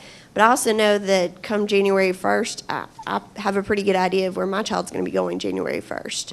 And I imagine that a lot of our teachers will have that thought of where their child's going to be going January 1st, even if they're expecting and starting back to school January 1st, those teachers have already made that decision. So I'm not sure if there's going to be the need in the middle of the school year, which makes me think that maybe we need to vet this out a little bit more, open it up to see if it's something that other people want to look at. And then also from a curriculum standpoint, are we vetting the curriculum, or are we just trusting their curriculum? I mean, Trying to follow the questions. I think that's the 6th question, but I'm not Sorry. 100% sure. I got a lot. That's okay, not a problem. Okay, so let me go back.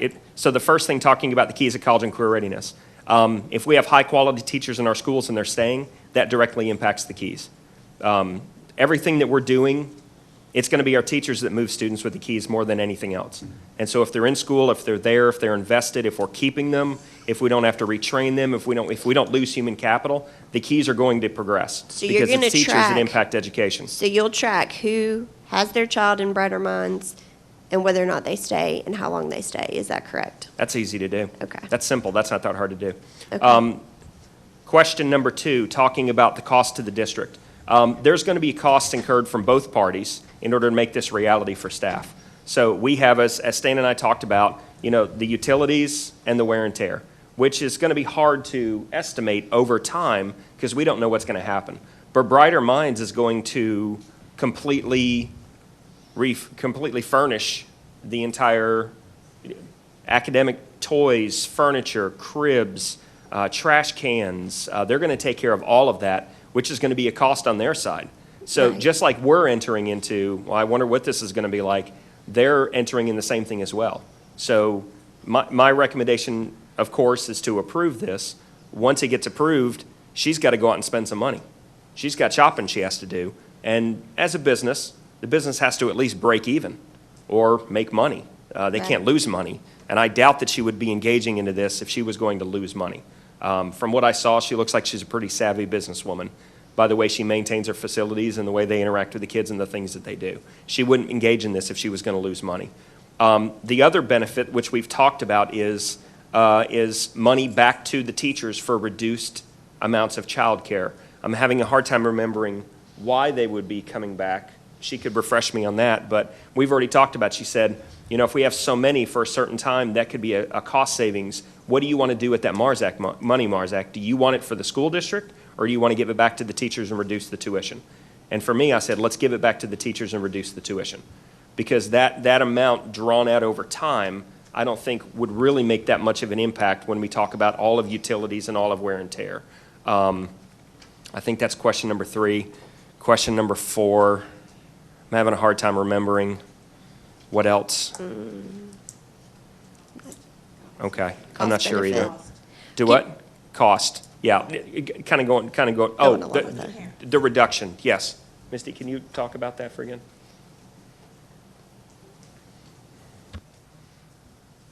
When we were looking at costs for the parents, it was sort of difficult at first because we are in Spring Hill, and everybody knows, you know, Spring Hill's prices are substantially more than what they are in Columbia. So we were looking at trying to get a difference in the overhead, and I've contacted Hospitots and talked to them because they do have a program at Hospitots for their employees.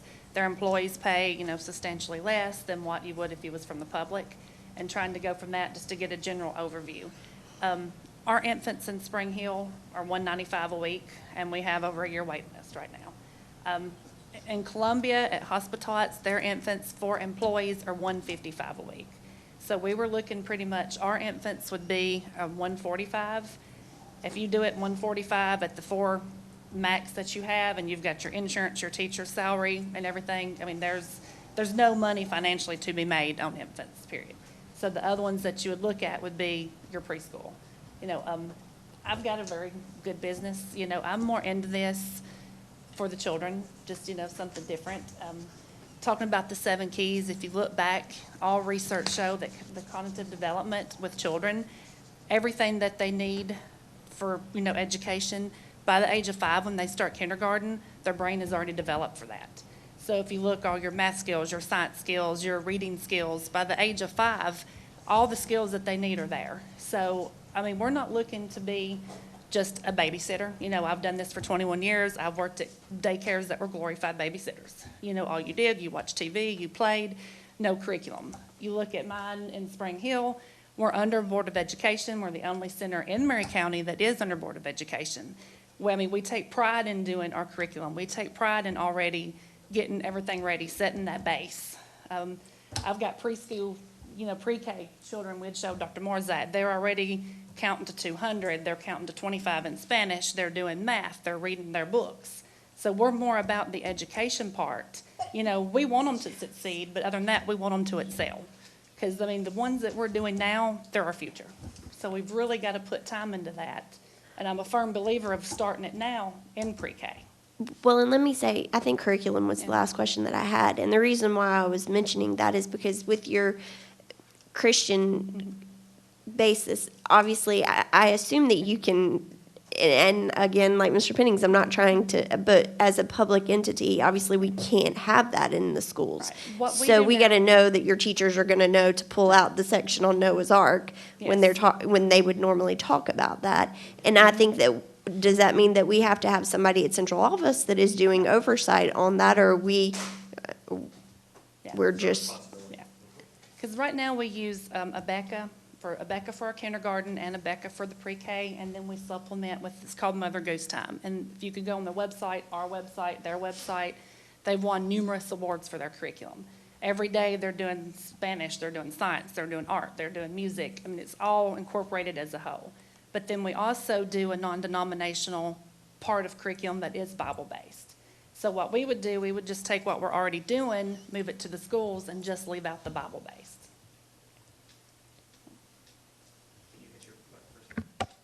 And one of the things we've already talked about, the reason why she's so interested in partnering is she was really excited about our Keys to College and Career Readiness.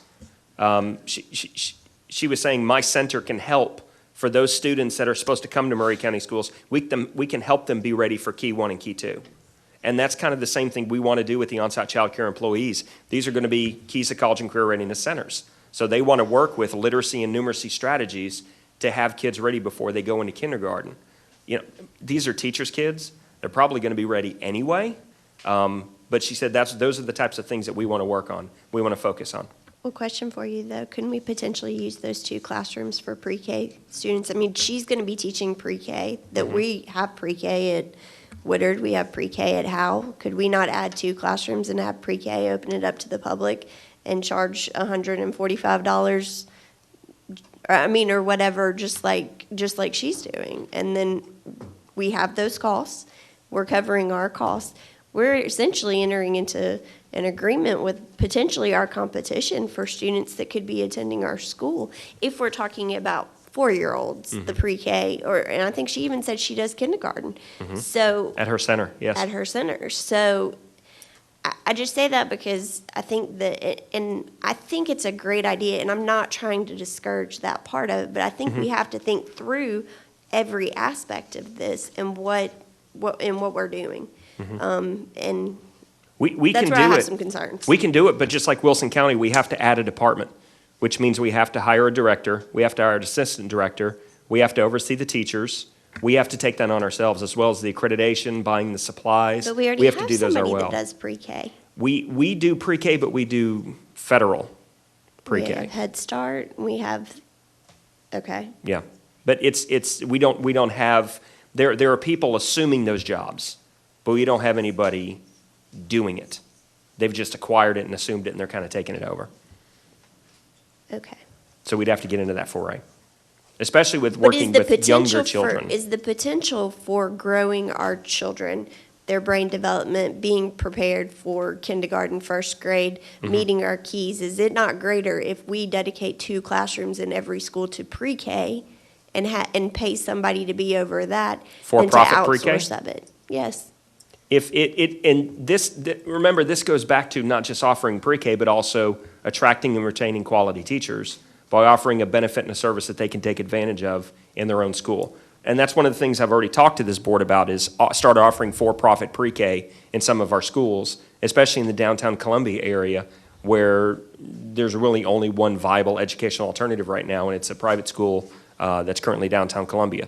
So that is some area that I would like to get into eventually, but that's a totally different avenue, conversation for another time.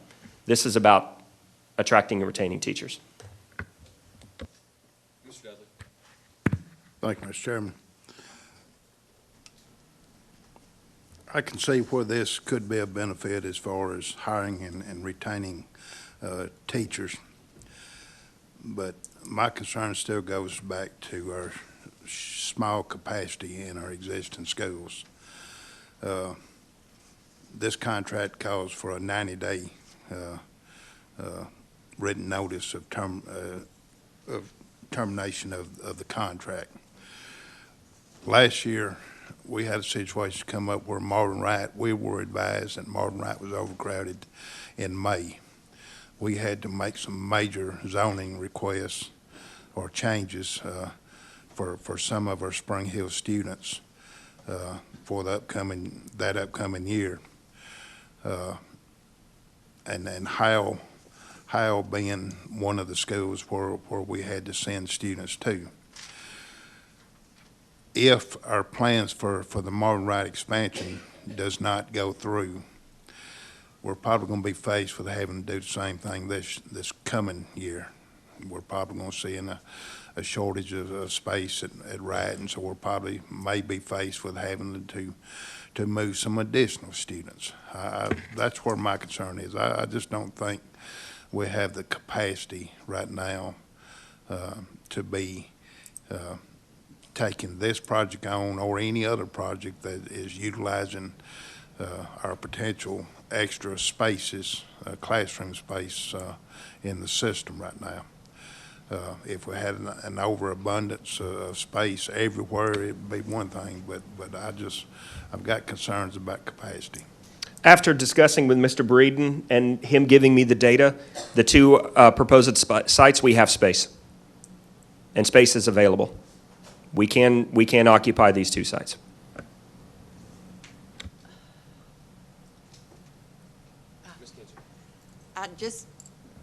I read the MOU several times because I wanted to really understand what we were looking at. It looks to me, I know the 90 days is in there, but this is to provide beginning January 1 till the last day of school. So we're really talking about the second semester, correct? I mean, we have no obligation beyond that. Is that correct?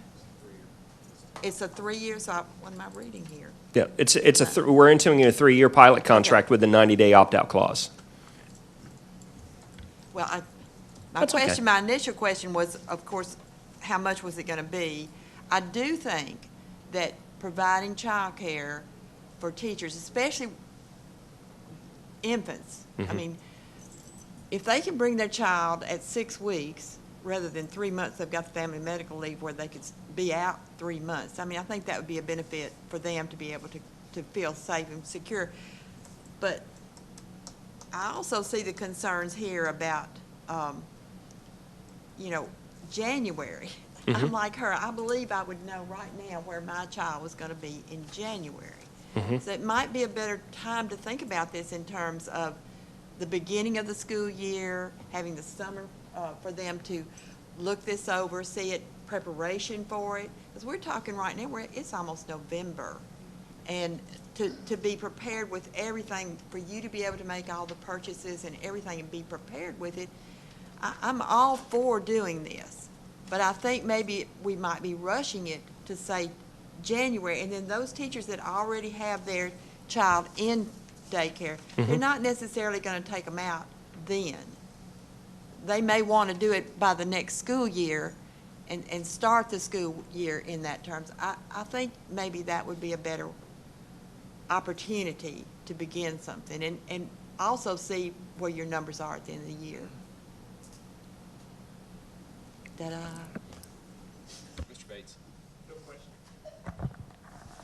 Ms. Kinzer, I was a little bit confused as well, because on page 1, it says that Brighter Minds will provide the program in the schools from January 1, 2017, and ends on the last day of the 2016-17 school year. So that's a little bit in conflict with that provision when they have to provide the program. Now, it does say that the agreement itself is 3 years, so there's a little bit of a conflict there. It may just need to be cleaned up a little bit. I mean, at the end of the day, I wanted to defer to the director. If the director is coming to us and it's his, we hired him to try to make the best decisions and the best proposals for us as a school system that he believes furthers our mission and our vision, that's what we're paying him for. And I think he's telling us that this is something that's going to further our goals. And we may have different viewpoints, but I think he's the professional that we hired to provide those recommendations to us. And I think his main intent seems like to be able to try to recruit and make sure we've got happy employees, happy teachers. Now, with that being said, I think there's some legitimate concerns right now. So I guess I'm all on board with the idea. It's just some of the details that I do think there's some legitimate concerns that the committee members have expressed. I do, like Ms. Parker, I guess I have a little concern about the cost, about, we're allowing a for-profit entity come in and we're not charging a facility charge. And I think that is different than the Boys and Girls Club because that's a nonprofit organization. That's not their goal to make a profit. So, I mean, I guess just on principle, I struggle with that one. And I do think that the contract needs to be cleaned up if part of this is to try to lure teachers and have a benefit for them. I think we ought to have something in here that kind of spells that out. And maybe that's difficult to put a number on it, but there may just need to be some contractual obligation, hey, we're giving you the carrot, we won't, but this is per the agreement, what we're getting in return. There's going to be some discount or something to the teachers that needs to be a little bit more expressed. I am concerned about some of the information that I did receive today about there being a number of violations with maybe other entities that may be associated, but I don't know. I'm just getting this information today, and I want to be able to always give anybody an opportunity to, respond. It may not be that big of an issue, but that's something right now. I mean, I'm looking at, has there been history of violations? And so I guess I would like to maybe get, let the entity to be able to have a response. I think that's just prudent and fair for us to be able to let them go through this and be able to kind of give a response to some of these things. So I'm willing to, if this is what the director says, this is what's going to further our mission and our vision, I'm willing to do that if some of these concerns are addressed. Now, as far as how the committee goes forward, we could possibly maybe come back next month if maybe, maybe some of this information, maybe Broader Minds can be able to provide some information for us and might be able to satisfy those concerns. We might be able to do that next month. I do understand we're wanting to try to get something in place by January, so I understand the practical part of it. So we possibly, as a committee, could say, we give some tentative recommendation to the proposal with maybe some of these concerns being addressed or being satisfied at the full board meeting this month. So maybe we've got a different pass, or we may, as a committee, say that, no, we're just, there's no strong feelings to go forward with this, and maybe this ends it. We do have the ability to make money. It was my decision to turn that back over to the teachers to reduce the amount that they pay every week for the childcare. The costs associated with this, the air is going to be on and the lights are going to be on, as they were in any other part of the building at any other part of the day. So those are the costs associated with running the system. But remember that starting up, there's no cost to the system. All the cost is going to be borne by Ms. Hall. So even if let's say at Woodard, only if 4 teachers elect to bring their infants, that's 4 teachers that wouldn't have previously, that now have their children in the system, and they're now with them throughout the entire course of the day, before, during, and after school. That's a cost benefit to the system that cannot be quantified. And there's no cost, we bear no cost up front. There's no money being put by us into this at all. It's just it's a push for the teachers and the board and the Board of Education to say, teachers, we believe in you so much that we're jumping out there to work with a local company to bring an added benefit to you, much like many businesses are doing today. They're adding gymnasiums, they're adding cafeterias with healthy vegetarian options, they're building child care centers in their own businesses, because they know these are the types of things that young families value when they're looking, who do I want to work with and who do I want to work for? This is just a natural change of environment that's currently happening with businesses around the country, if you will. And I see this as a definite value plus. When Dr. Hargrove goes on tours here within the next couple months to start to attract college students and start to attract people to come to Murray County schools, we get to be one of those very few systems in southern Middle Tennessee that says, oh, and by the way, if you come work with us, we have on-site child care for employees at a massively discounted rate than what you can get from other child care centers around Middle Tennessee. That to me is a definite perk up as a young teacher. All right, looks like we have Mr. Pennings and then Ms. Powers. And if I could ask the committee members if somebody has an action they would like to take, if we could go ahead and be looking at moving towards something or passing on this once those comments. So, Mr. Pennings. I agree with everything, Dr. Marzak, what you're saying. I truly do. But I think, January 1st, I'm guessing that if volunteer coaches need background checks, that we're going to want background checks on you and all your employees. Just guessing. You're going to get all that done by January? You have to have certified. Well, I would rather have an agency that can do a better job than in 24 hours, because the CIA can't even do a good job in 24 hours. Tennessee Bureau of Investigation. You have to have certified people, right? You have all those in place already? Yes, sir. And I've got teachers that are willing to go, that have been with me for 4 years, that are willing to go and are wanting to go. And then, of course, if we was to do it in the next month or two, that would give me 2 months to get more staff in, get them trained, so they would be able to go. Thank you. I just wanted to verbalize support of this concept. As a mother who had kids, young kids, work, when I was working a lot more, the relationship of my employer and the support of parenting, childcare, it was so valuable. It made me very, very faithful to Family Health Group. And, I was with them for 10 years, and that was a huge piece. So I just wanted to acknowledge that I really believe in the concept that this is a huge marketing tool. I think it will be very beneficial to help us retain good teachers. I'm in full support of that concept.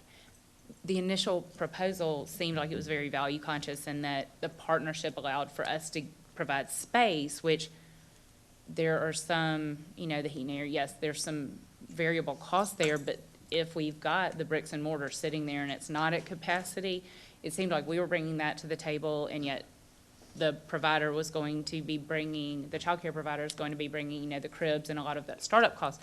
It seemed like a very value-conscious model.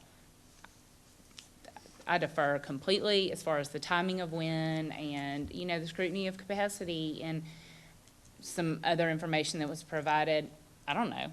Can you research that? I don't know. I don't plan to research it, but I expect for you to find credible people and for it to be very legit for, as we move forward, for us to look transparent, for us to look good, and for us to have a credible program. But I really can't express enough the value I think there is in this. But I hope it's done well, and I just want to verbalize my support. Ms. Kinzer? When you said that you want to use it as a recruiting tool, if it's not in place before the end of the school year and in the summer when you need to recruit, it's not going to be a recruiting tool, correct? So the beneficial thing about starting it in January would be that it's in place when we are recruiting, correct? Yes, ma'am. So I'm kind of, even though And people can come see it. right. And Something about seeing is believing. even though I would prefer that we wait, and even the idea of giving other people the opportunity of it, I now think maybe that I do support this, and that January, by starting it in January and beginning it then, we can see how it goes. It clearly says, there is an out for us if we. Yes, ma'am. Those 90 days could be the summer. We get through the spring semester and this isn't working for us and it's not working for you. You only have 4 kids. You're not going to be able to make this work for you as well. Now, the thing they're referring to, Dr. Malazak, is an envelope that we were all given up here that I have no idea who sent it or gave it or compiled it. Yeah, I never received a copy of that. You might want to see it at some point, or you might want to see it so you can know what's in it. I don't know where it came from. It was just handed to me. But I do not want to be the person that makes all these motions. But I have no problem with you making the motion. I realize that, and I move that we accept this proposal as written in the contract, which means, I'm just saying that because we do have 90 days to get out of it. Yes. And it would begin in January, and you say you can start it. You say it's going to be at schools where there's room and there's classrooms, and you've talked to staff and so forth. That's not part of my motion. Yeah. I move that we accept this. This MOU was looked over by Jake Wolliver before it came to this board. Okay.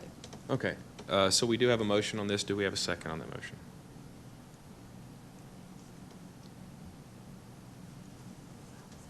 I'm going to second the motion for discussion. Motion and second. We can have discussion now, David. Yeah, we can now have discussion now. So, Yeah, I'm going to support the motion, but, it is with my tentative approval. This is just to move it to the full board. There's a lot of strings attached with all these concerns I think that the committee has. And so my vote on the recommendation at the full board meeting is going to be contingent on some of those concerns being satisfied. And I do want the superintendent to have this information that we were provided so that you can go through it and then be able to have either you all address some of these concerns or brighter minds can address some of these concerns so that maybe at the full board meeting we can then make a final determination. Are there specific concerns inside the MOU that we need to address? Or are you talking about concerns that people raised tonight Both. verbally? Both. There are some date conflicts there. I think their language is a You little talking bit about in confusing. paragraph 1, ending on the last day of the 2016-17 Yes. school year? Okay. What else? I think that's some more additional, Ms. Kinzer, discussion. Oh, You got that, Stan? guys, I'll get this right someday. Ms. Parker? It's okay. Mine would be with regards to what the compensation benefit's gonna be for the teachers. So you would like that spelled out in I the would like the MOU? fee structure spelled out to Okay. know. Can you write that down, Stan? Okay. And I also would like a cost-benefit analysis from y'all before you bring it back to us. I know you're talking Do about. the best we can. That's all I can ask for, but I think you're being short-sighted if you say that it's just heating and air and bricks and mortars. I mean, it's more than that. I mean, whether or not we're providing food, so Mm-mm. No, parents are paying for the food, and they bring the food themselves. but we're using our facilities to provide the food, aren't we? Isn't it being cooked in our cafeteria? They'll be paying our lunch program. They'll be paying our lunch Right. program fees, Right. but which then- go into the cost of running the kitchen. But then do we turn around and use that to buy the new stove? I mean, all that stuff's gonna come back to us. Mhm. When, is it gonna come back earlier that we have to replace out a stove or? Those are the things that I want y'all to think about. I don't know what all it costs to run the school. That's what you guys do. Mhm. I know I know that there's playground equipment that's got a big caution tape on it right now. And the reason I was given that they have caution tape on it is because they have more kids at Howell now. And we haven't seen that come through our facilities meeting yet to get that repaired. Nobody's raised that to us. We've never heard that concern. So you haven't nobody's been to Howell in the last, Actually, I was at Howell last week and met with Mr. Ford, and I've heard nothing about that. No, Okay. nobody's emailed me either. And I actually looked at the playground, and I don't remember seeing anything marked with caution tape. okay. Well, I did, I guess, less than 60 days ago. Yeah. And I Any- emailed Mr. Ford about it because I don't want to, and I said, you need to talk to whoever about getting this fixed. And he said, well, it's wear and tear from additional students. And it was a seesaw and the tire had messed up or I've been to whatnot. Howell the last time, Those are two times in the last 30 days. Nobody's told me. But those are the kind of things that I'm saying. I mean, are we going to have more wear and tear on our playground equipment? We know how expensive it is to replace our playground equipment. That's money that Yeah. we don't have budgeted right now. So those are the kind of things I just want y'all to think about long-term, down the road. Hopefully, this will be very successful and it will be a good recruiting tool. I will say 90 days, if you're recruiting people with the idea that they're going to be able to start at the beginning of the school year and we decide that we're going to terminate it at the end of this school year, it's going to be not a very good recruiting tool for us to use. So, I mean, it's kind of saying we're going to give you this, but we might take it away from it before you start. So, good luck selling that one, Amanda. But I do think it's a good thing, and I think it's a positive step for us to go. But I go back to, we as this board, we are focused on the keys to college and career readiness. We have the 7 keys that we're looking at, and I really feel like we have spent a long time on this, and I still don't really know how it boils down to our 7 keys, and I'm kind of tired of getting outside our scope. And I think that is incumbent upon us as a board to develop a plan of action, a strategic plan that helps the director, because I think that we're doing him a disservice, and I don't want to do you a disservice on that. Mr. Pennings? what I would like to see from Brighter Minds before it's brought to the board, I would like to see kind of a daily schedule. Pick a number of children you're going to have in a class. Tell me when they're going to eat. Tell me when they're going to go out on the playground, because that all works in with the schedule for school. They do that right now, so that would be easy to develop. Right, and I say, I would just like to see a schedule, so when people come concerned to me, I can say, no, this is how it's going to work. And I don't know that unless you tell me. Thank you. Got that, Sam? Okay, so we have a motion on the table here. Any more discussion on that? Okay, seeing none, all in favor of the motion as presented, say aye. Aye. Any opposed? That did pass 5-1 on the vote there. Okay, if we could please, and I hate to do this in the middle, but I know it's getting late, if we could take a brief 5-minute break, and I do mean a brief and prompt 5-minute break. We'll meet back here at that clock at the 30 mark, so we'll be right back.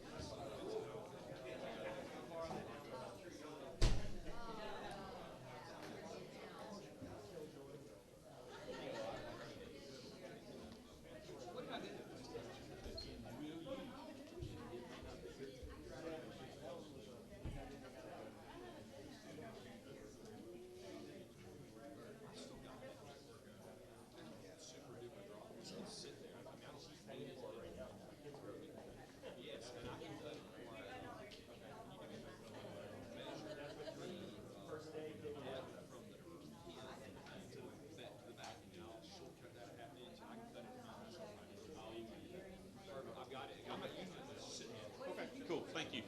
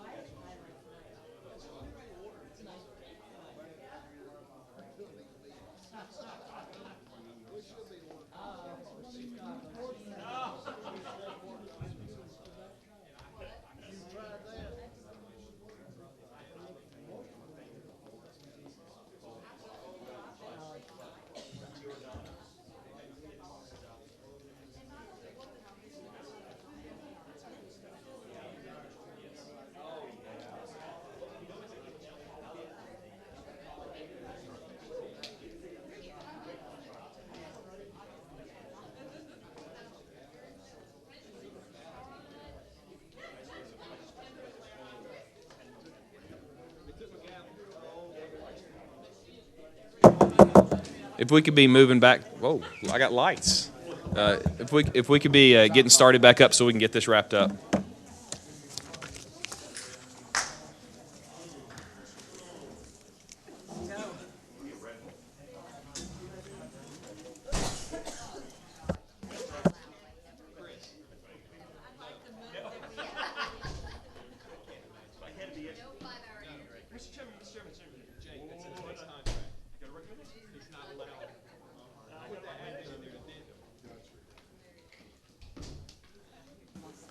Okay. I know it's getting late, and we can try to move through this. The next item we do have here is item number 7, the lease agreement for Little League ball fields. I don't know who wants to speak on this or how we want to do it. Stan, you want to? Let me just say briefly that we were approached from some folks from Spring Hill who are here tonight to speak to you. I'll let them introduce themselves. Whichever one's going to speak, come up to the mic. But share with you some interest they have in talking about the agreement. We do have a lease agreement. The property where the Little League ballpark is behind Spring Hill Elementary is actually belongs to the school district, and we've been leasing to them for quite some time. And you've got a copy of that in your. And I tried to even put an aerial map and circle that where you'd see where that property is. So I'm not sure which one. Is that you? Which one of them? But most of you probably know these folks anyway. But Okay. Good evening, Mr. Williams. Mr. Lay? Thank you for having us. My name is Casey Williams. I'm an alderman with the City of Spring Hill, and we wanted to talk with you briefly about what Stan mentioned before. There's a piece of property that you all own where the Spring Hill Elementary School is, and on the back portion of that property and on the other side of the street, in 1999, you leased the City of Spring Hill that 2-acre property for its uses for some park space. We would like to talk, that is a 20-year lease, so it's not technically up until 2019. But we wanted to go ahead and see if the school board would be interested in entering into a conversation or exploratory process about a permanent transfer of that property to the City of Spring Hill. One of the reasons, the groups that use it right now, we are having to relocate them due to some issues with General Motors. It's a long story. You guys have been here a long time already tonight. I can get into that with you later if you want to. So part of us enabling them to move, we will have full use of that facility back, the 2 ball fields that are there. And just to the northwest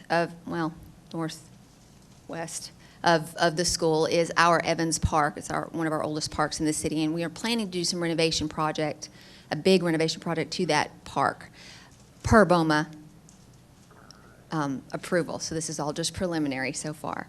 But in that redesign, we would like to incorporate this space as well, those 2 ball fields, and there's a little bit of green space just beyond it. We'd like to make all of that public use. That means it would be available to the school on a regular basis for whatever they needed. That entire area back there needs a lot more parking. We plan on incorporating that too. I don't know if you want to, this is a preliminary design we've worked on. It does not include your property because obviously it's not ours, it's yours. This is just what we have planned for Evans Park, hopefully one day. So what we're looking at is just a discussion, if you'd be interested in what that looks like, what the terms of that might be, whether we're talking about a deed situation or where we're talking about a perpetual lease, something along those lines. Personally, as you can understand, the city would be more interested in ownership of that property for the type of investment that we're going to make in the property and the surrounding areas. So if you have any questions, and I'm sorry, this is our city administrator, Victor Lay. I'm sure all of you know him. If you have any questions for either of us, please let us know, and we'll do our best to move forward. Mr. Dudley? Thank you, Mr. Chairman.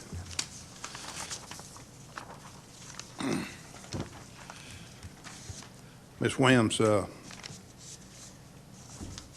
know the city would like to possibly have ownership of the property, but I'll tell you up front, I've got concerns about the county school system selling property because at this point, we never know when we're going to need to expand schools, and you know, now that we already have ownership of the property, I would hate for us to sell it and then in years to come, find out that we needed to greatly expand the elementary school and not have the space due to our commitment or due to what we had sold off. So I would have a problem with the selling of the land. Now, as far as working out a lease agreement, I probably wouldn't have any problem with it as long as we had the proper terms that if the school system ever needed it, that we had some out clauses.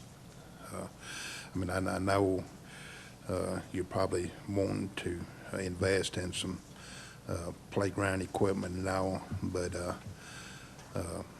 you know, it just, I would have concerns about selling the property. I see, it looks like you're wanting to, is most of it to the west of the existing ball fields, and then sort of a. Do you have that graphic that was in your packet? It has a red circle around the area there. If you zoom in, so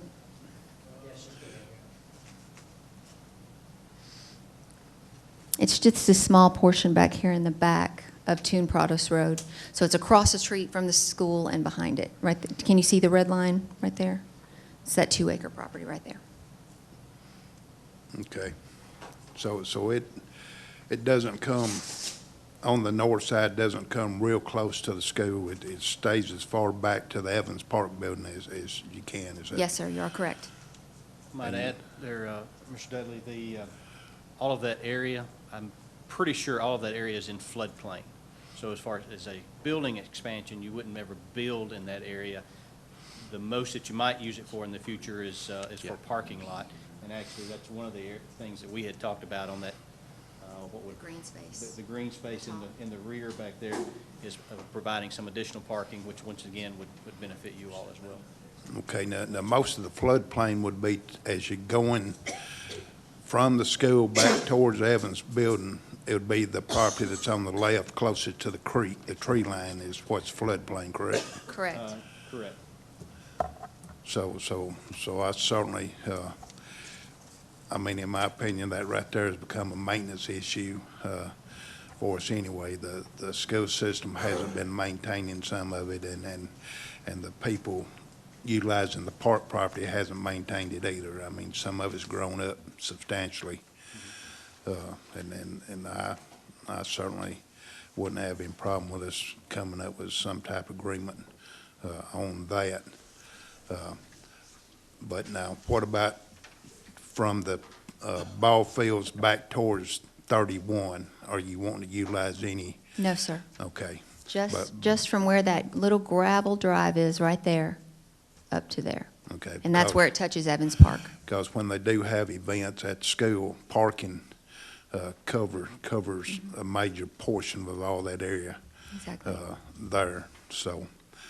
And that's one area where we feel like we can help. My child came up from Spring Hill Elementary School, so I parked in that field a number of times myself. And with Evans Park, we have a huge issue with parking. And you can see, it's kind of hard to tell on those drawings, but we've already incorporated a lot of extra parking down on that end for the park. So we had tentatively talked about that green space right there becoming additional parking for people that use the park, but also for the school. So when you have special events, people won't have to walk through the grass or drive through the grass. There will be ready, available parking that would be at the city's expense. Okay. Now, clearing up the road issue, the school system, is it true the school system owns the road to the fence line? There's a fence line just to this side of Evans Park, and I think that's where the property line was Yes, sir. years ago. You're correct. Okay. And in our redesigned drawings, again, being familiar with the car rider line at the school, we made sure that we address that with the roadway. We have allowed for a full 2-stack drive aisle and another roadway for people to be able to get in and out of the park or other things that are going, the dog parks back there, et cetera, without getting trapped. I used to do a lot of work for the Little League that's there now, and I always knew to watch my clock. If I didn't get out of there before 2 o'clock, I was stuck till 3:30. So we're definitely wanting to incorporate that down on that end to make sure that the flow of traffic to and from the school is not impeded. Okay, thank you. That's all the questions I have. I'd like to see us reach some sort of cooperation and try and work things out. Mr. Bates? Yeah, I too. I'm always looking for ways we can cooperate with all of our other organizations out there. And that was kind of one of my questions. I think Mr. Dudley probably asked most of the questions, but why we were maybe looking at, instead of just a long-term lease, maybe where we would convey the property. But I guess from y'all's standpoint, you all are thinking about making some substantial investments, some improvements to that property. Yes, and so I guess that makes sense. I guess I would be more, I guess, then I'm certainly interested in exploring it further. I guess I would need to rely upon staff to be able to give some guidance as to, you know, our growth plans and what we can and can't utilize some of this space for as far as our elementary school. If it is in a floodplain, then there may not be, you know, very much viable space there anyway for future expansion. So I would have to just rely upon staff on that. Mr. Pennings? Just one of my pet peeve housekeeping things. I'd like to see the central office get our terminology right, because we no longer have a director of schools, we have a superintendent of schools. Yeah. And that, I don't know if on a legal paper it would make a difference or not, but I think we should start getting our terminology right. The only thing I've got, and I had shared this with Ms. Williams as well, I mean, I too have some concerns about the property just simply because of the situation we have of things are getting tight and they're not making any more of it. So, but that said, it would be my kind of, what I'd like to see is just have the superintendent and the staff work with the city and see if there's something that needs, and make sure it fits what our needs are, and come back to us with a recommendation. I mean, that would be what I would expect to see, and we can, as a board, can take it up at that point. And when that is, I don't know. I would leave that up to you guys to, at whatever point is necessary, to make that happen. Stan? Well, I think that we could continue to work with the city administrator's office and kind of come up with the plan that they are presenting and work through and see, what the viability is for this property for the school district, because as you said, it is floodplain property.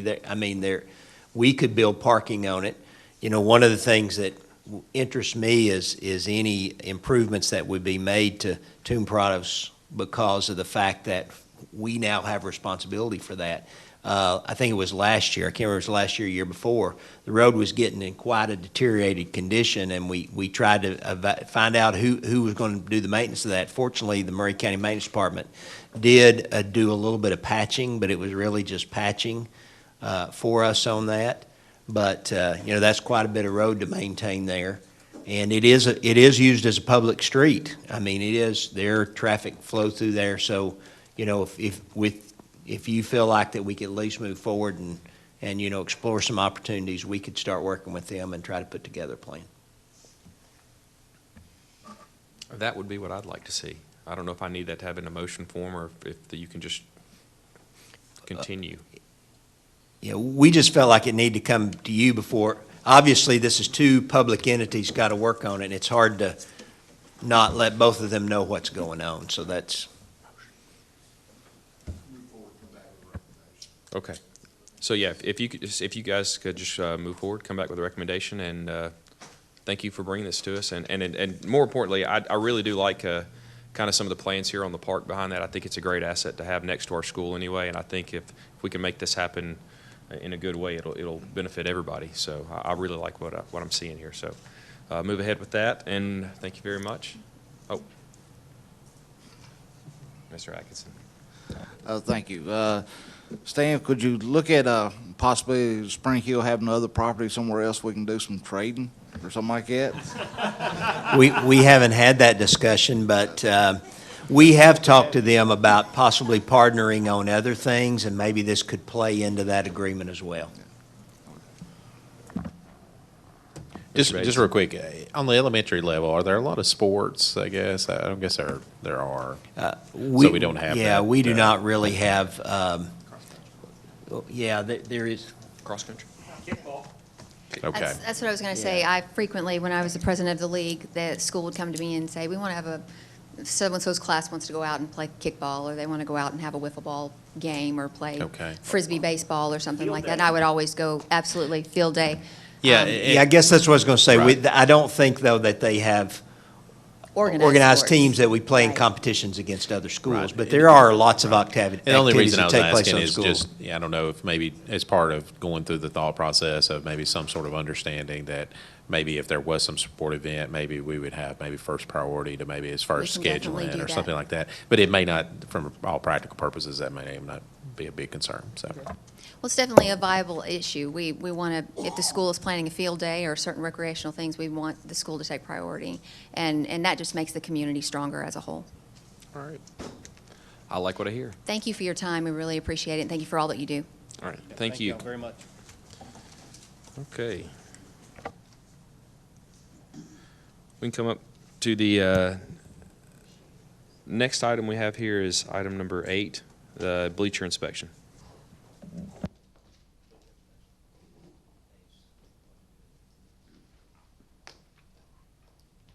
How you guys doing tonight? I think this was kind of extended from the last time we talked. I think it was requested, the concern was to have our attorney, Mr. Williver, look at it and to see, and maybe you guys need to refresh my memory. It's been a while, but I think it was some issues on some liabilities. And one thing that I have checked on with bleachers and seats, they are a company that's an authorized repair company.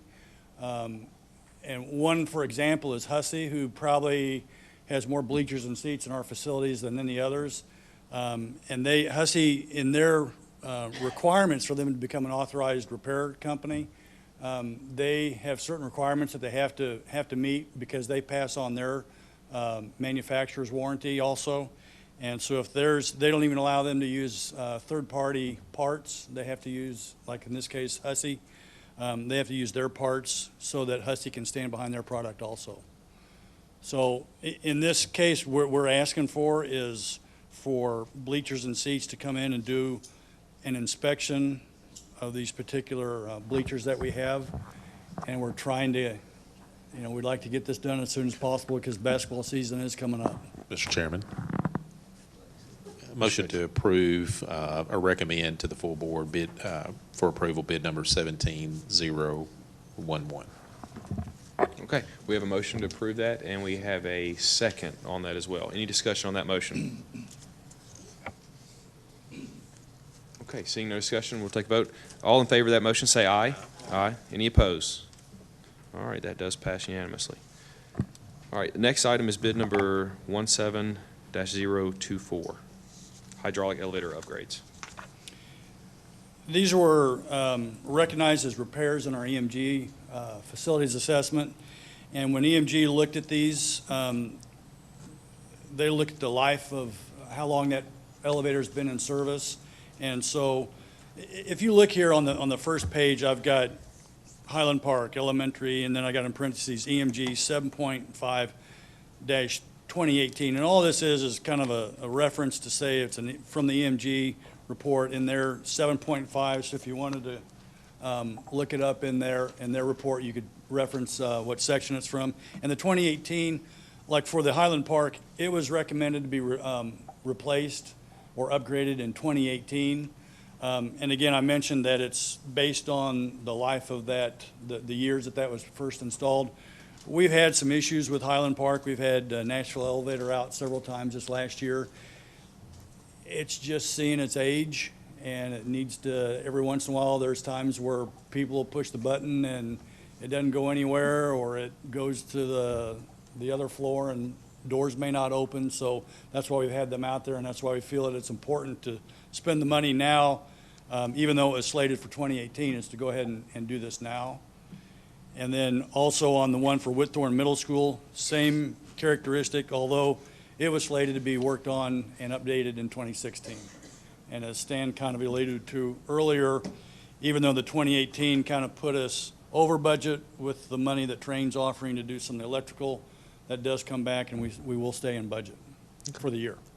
I just want to say one thing real quick. I appreciate the numbering on this. That's very helpful. I did catch that, and I do appreciate that. I think that'll be helpful, especially as we start to build on this and move forward. Yeah, Thank we're you. going to try to do that on everything from this point Thank you forward. very much. I think that will help us all have a reference point of where this came from, because I do want to make sure as we look at these things that we are referring back to the EMG report so we can understand that we're not just picking things out of the air. These are specific items that were mentioned there. So thank you very much on that.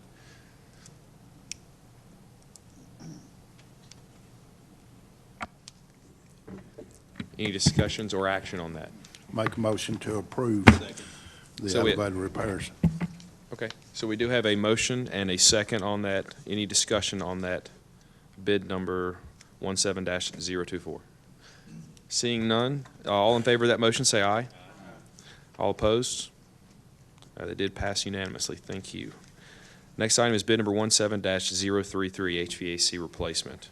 I'm going to speak to that if I could, Mr. Chairman, if you permit me to just sit here, I'm going to do that. These next items are actually some items that we need to address, but we are going ahead and recommending that we begin spending from the repair money that is from the bond, because these are all items that are identified on the EMG report. Now, I know that we're waiting for the report from Dr. Register and Joe Edgens that they're going to bring back to help us prioritize some things. Train's going to do that. But these are some known issues that we know have to be addressed, and so that's why we were going to go ahead and do that. This, along with the next, well, there's two other HVAC things, but this particular one is a unit at Culleoka Unit School that has to be replaced. It's broken. Again, if you will see, it's one that was identified as needing to be replaced in 2020. However, that was based on life expectancy, and this one, as you know, with several of the units we've had down there, did not make life expectancy. So we feel like this would be justified to be spent from that money.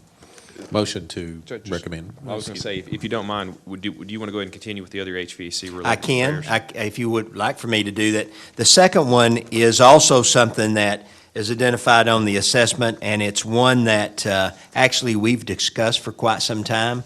We feel like it will be, regardless of what kind of priorities that are brought. We've talked with Train. They agree with us that this will be one of our top HVAC issues, and that is dealing with the HVAC system at Mount Pleasant Middle School that primarily serves would that be the south wing, Dave? Anyway, the wing that goes down to where the auditorium and the gym is. That entire wing, as you know, Train had recommended that we look at that. They've recommended that an entire budget be set for that of it's on the second page, $963,270. But what they've recommended, because this will have to be a summer project, that we go ahead and authorize them this amount of money, $42,452 to begin the engineering work. That will have to be done to make sure that can happen in the summer break of this upcoming summer break. So we would like to recommend that go ahead and happen. And then the third one is for 3 units at Mount Pleasant High School. And again, you can see all 3 of those units. The Annex RTU2 unit, that's on the vocational annex at the back of the school, that unit is dead. It needs to be replaced, even though it showed a little bit down the road. And then there's 2 two classroom unit ventilators in the school. They actually had recommended replacing all of those. They're not all dead.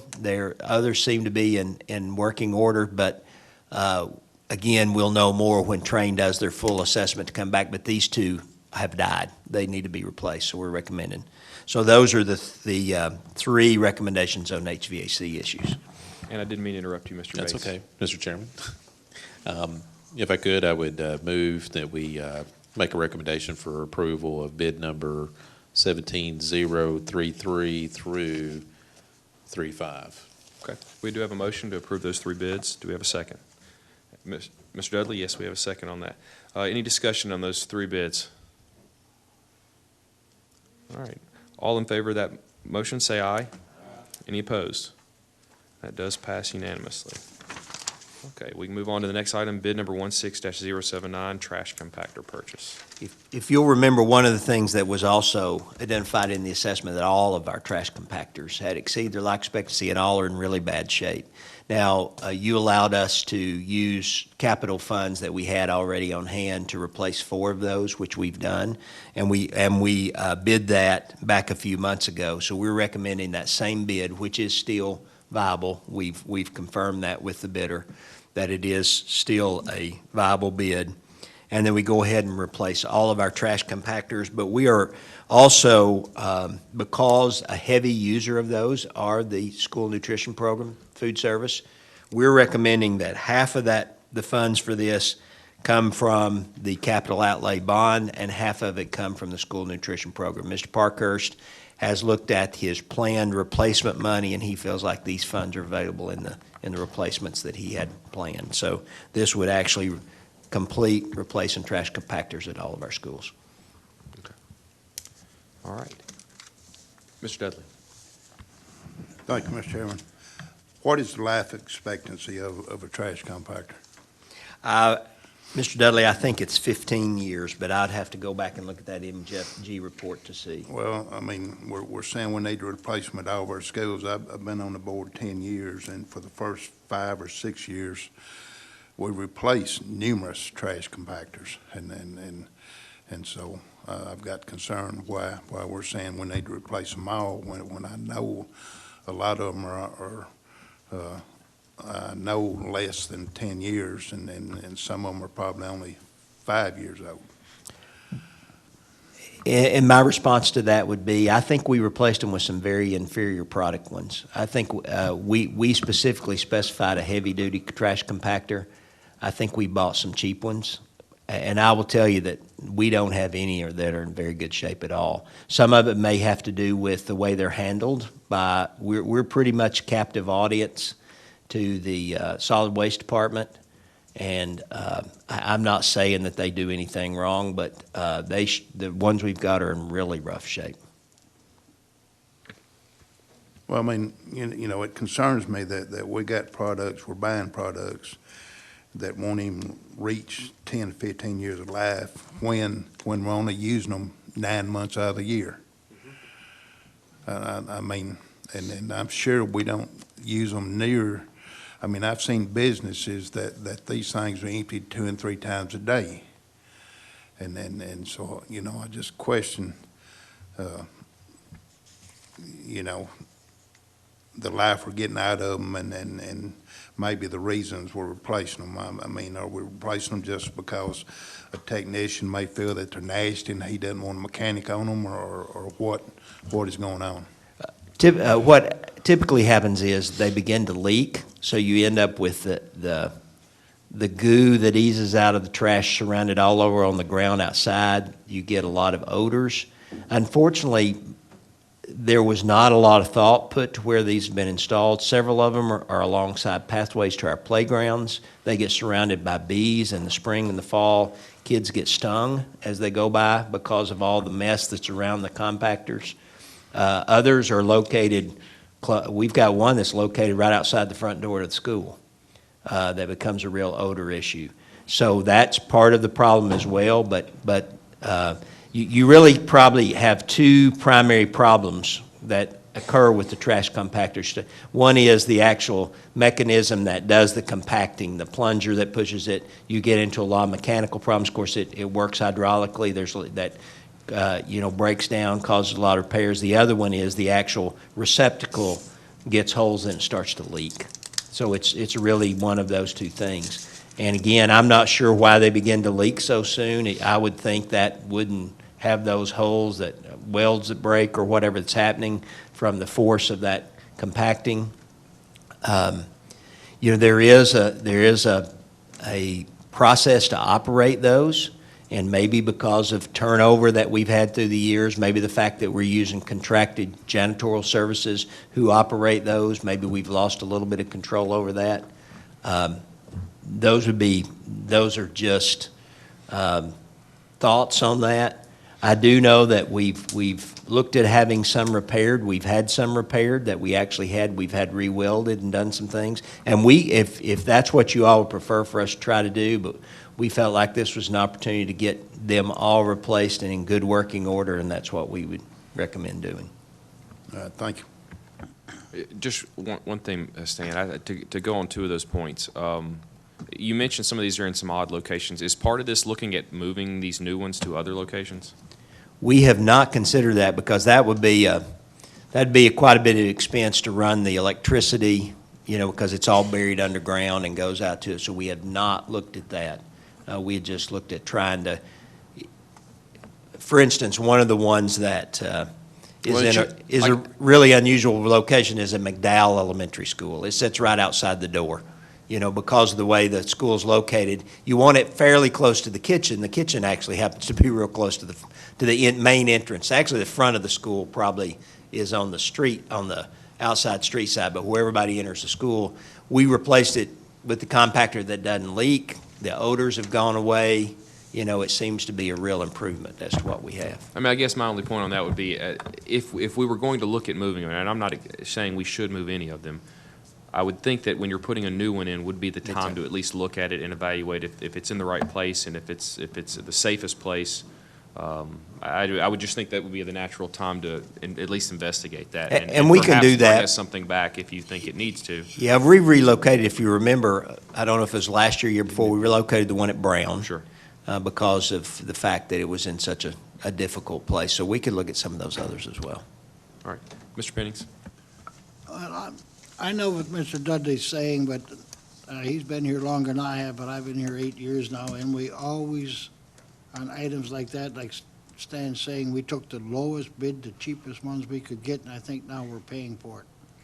But in line with what Mr. Moore is saying, and some of those trash compactors that are sitting where the public sees them all day long and that, why don't we build a little enclosure around them, like a wooden fence all the way around them for the aesthetics to make it look better at least? Like the one over at Marvin Wright and that, it's sitting right out there. Like the one at McDowell, there is no place to put it, because you have a public street down the side. You can't put it on the front of the building because the cafeteria is on the back. There is no other place to put it without going further back on the hill, and then that means the custodian has to take that wheeled trash can and walk even further down the road. Keep going on up the road. So it's logistically, it's a problem. But we Something can have to bring a look at plan for planning. screening those. Yeah, we can do that. I know what you're saying, Director, Superintendent, because it took the maintenance man this afternoon when I was sitting outside before the meeting, 5 minutes at least to get from here to the trash compactor.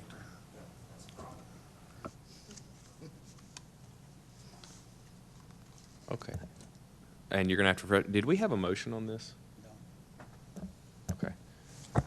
Does the committee have any action? Mr. Bates? Yes, motion to approve bid number 16079, based upon the recommendations as far as the allocation of funding, to move that on to the full board for approval. Okay, we have a motion on that. Do we have a second? Second. Okay, motion and a second by Mr. Beavers. Any more discussion on that? Okay, all in favor of bid number 16079 as presented, say aye. Aye. Any opposed? That does pass unanimously. Next time we have is carpet for the entryway. I can't remember the initials, and I never will. Leoki Units. Thank you. This actually was something that is a problem that was reported in the EMG report as well. When the new addition was built there's been a lot of problems because of the unevenness of the floor right in front of the office, and the tile continues to break up and deteriorate. During the construction, they just didn't get the floor right. And we've had the tile pulled up, tried to level it. Sometimes when you join an old building to a new building, it's hard to ever get those where they do that. And VCT tile is, while there's a lot of positives about it, you cannot hide any flaws in the concrete with it. It's going to expose every flaw in your concrete. And so EMG had recommended is we, they put in a price, and I can't remember the number they put in, but it's quite a bit more expensive than this to actually pull all that up, spend some time leveling. What we're recommending instead is that we go with an entry-grade carpet that would be like an entry mat and cover that entire area with carpet. Pull that tile up, do some leveling, and then carpet really hides all that stuff. Nobody will ever see it. The carpet will function well. We're touring a lot of new buildings that are putting this way into entryways anyway. Even if they do VC tile, because one of the things you want to do is walk, carpet will walk, and this kind of carpet's made to where the dirt falls down in it. It's a high, stiff carpet with a rubber mat base, so it's designed to put in an entryway. So we're recommending that this be the solution there. And we're recommending we use the money from the bond money to do that. And we got 3 bids. It's less than $10,000. So we got 3 quotes. Well, actually, we attempted to get 3 quotes, but we never could get one of them to show up. It was the guy who actually brought us the salesman who brought the sample in, who said, this is what you need. And we never could get his people out there to give us a quote. But we got 2 local companies, too. All right.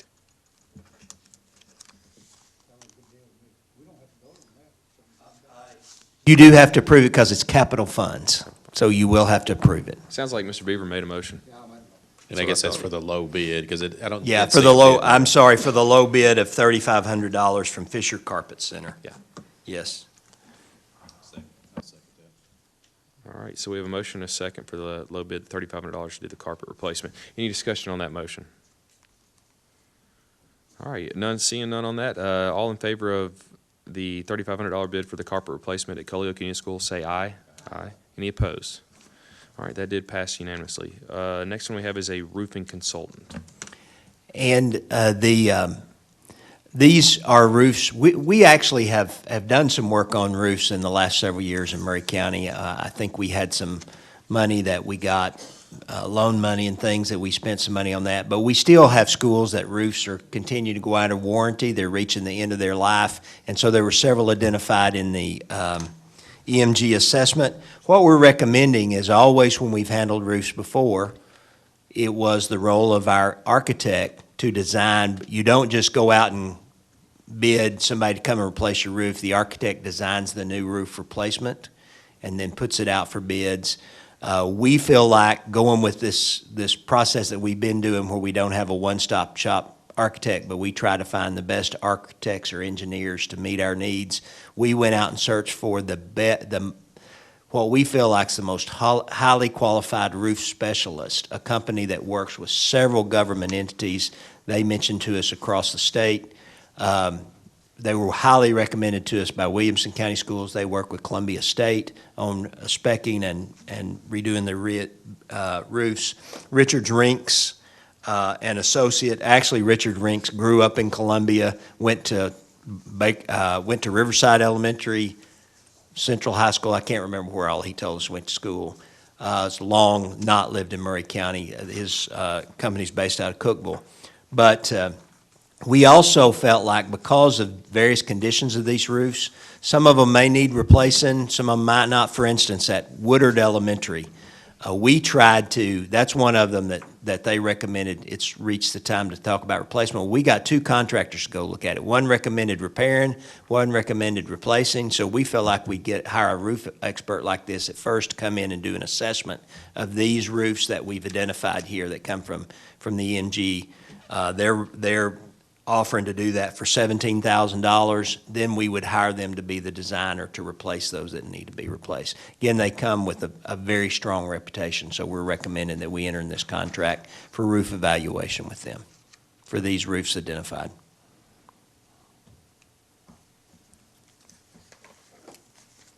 All right.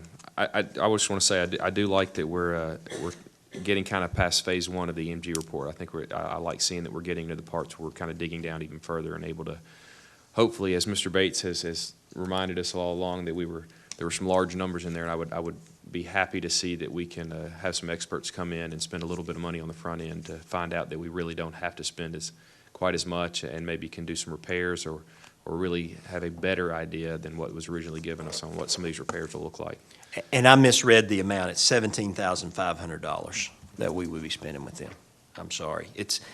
And the reason it's not in the memo is we wrote the memo and put in the packet before they had not given us the firm quote. We talked to them and knew it was coming. Mr. Dudley? Thank you, Mr. Chairman. As part of this study, will we have a report showing where we stand with all of the roofs on all of our buildings? I mean, No, sir, this is not for all of our buildings. These are just the ones that were identified as needing, they're not going to go back and look at the roofs that we've replaced recently that are under warranty. These are just the ones that were identified that needed to be addressed. do we have a report compiled of the roofs that we have replaced in? Yes, sir, we do. We keep a warranty file. We have a file of all of that we keep on hand. We can provide that for you if you want to, but we've got that in a spreadsheet. Actually, Wally Keller put all that together. It's very extensive. I mean, as you said, we've piecemeal, but we've spent a ton of money on roofs since my time on the school board started. And then most of it I've been satisfied with, other than the roof on Spring Hill Elementary, which looks like crap. Yeah, we were looking at that we were there this week and we looked at that. It's just the material. Actually, we had one roofer who looked at it who told us part of the problem, Dave, I think he said that it had been pressure washed and the roof wasn't designed to be pressure washed, and it washed off all of go ahead.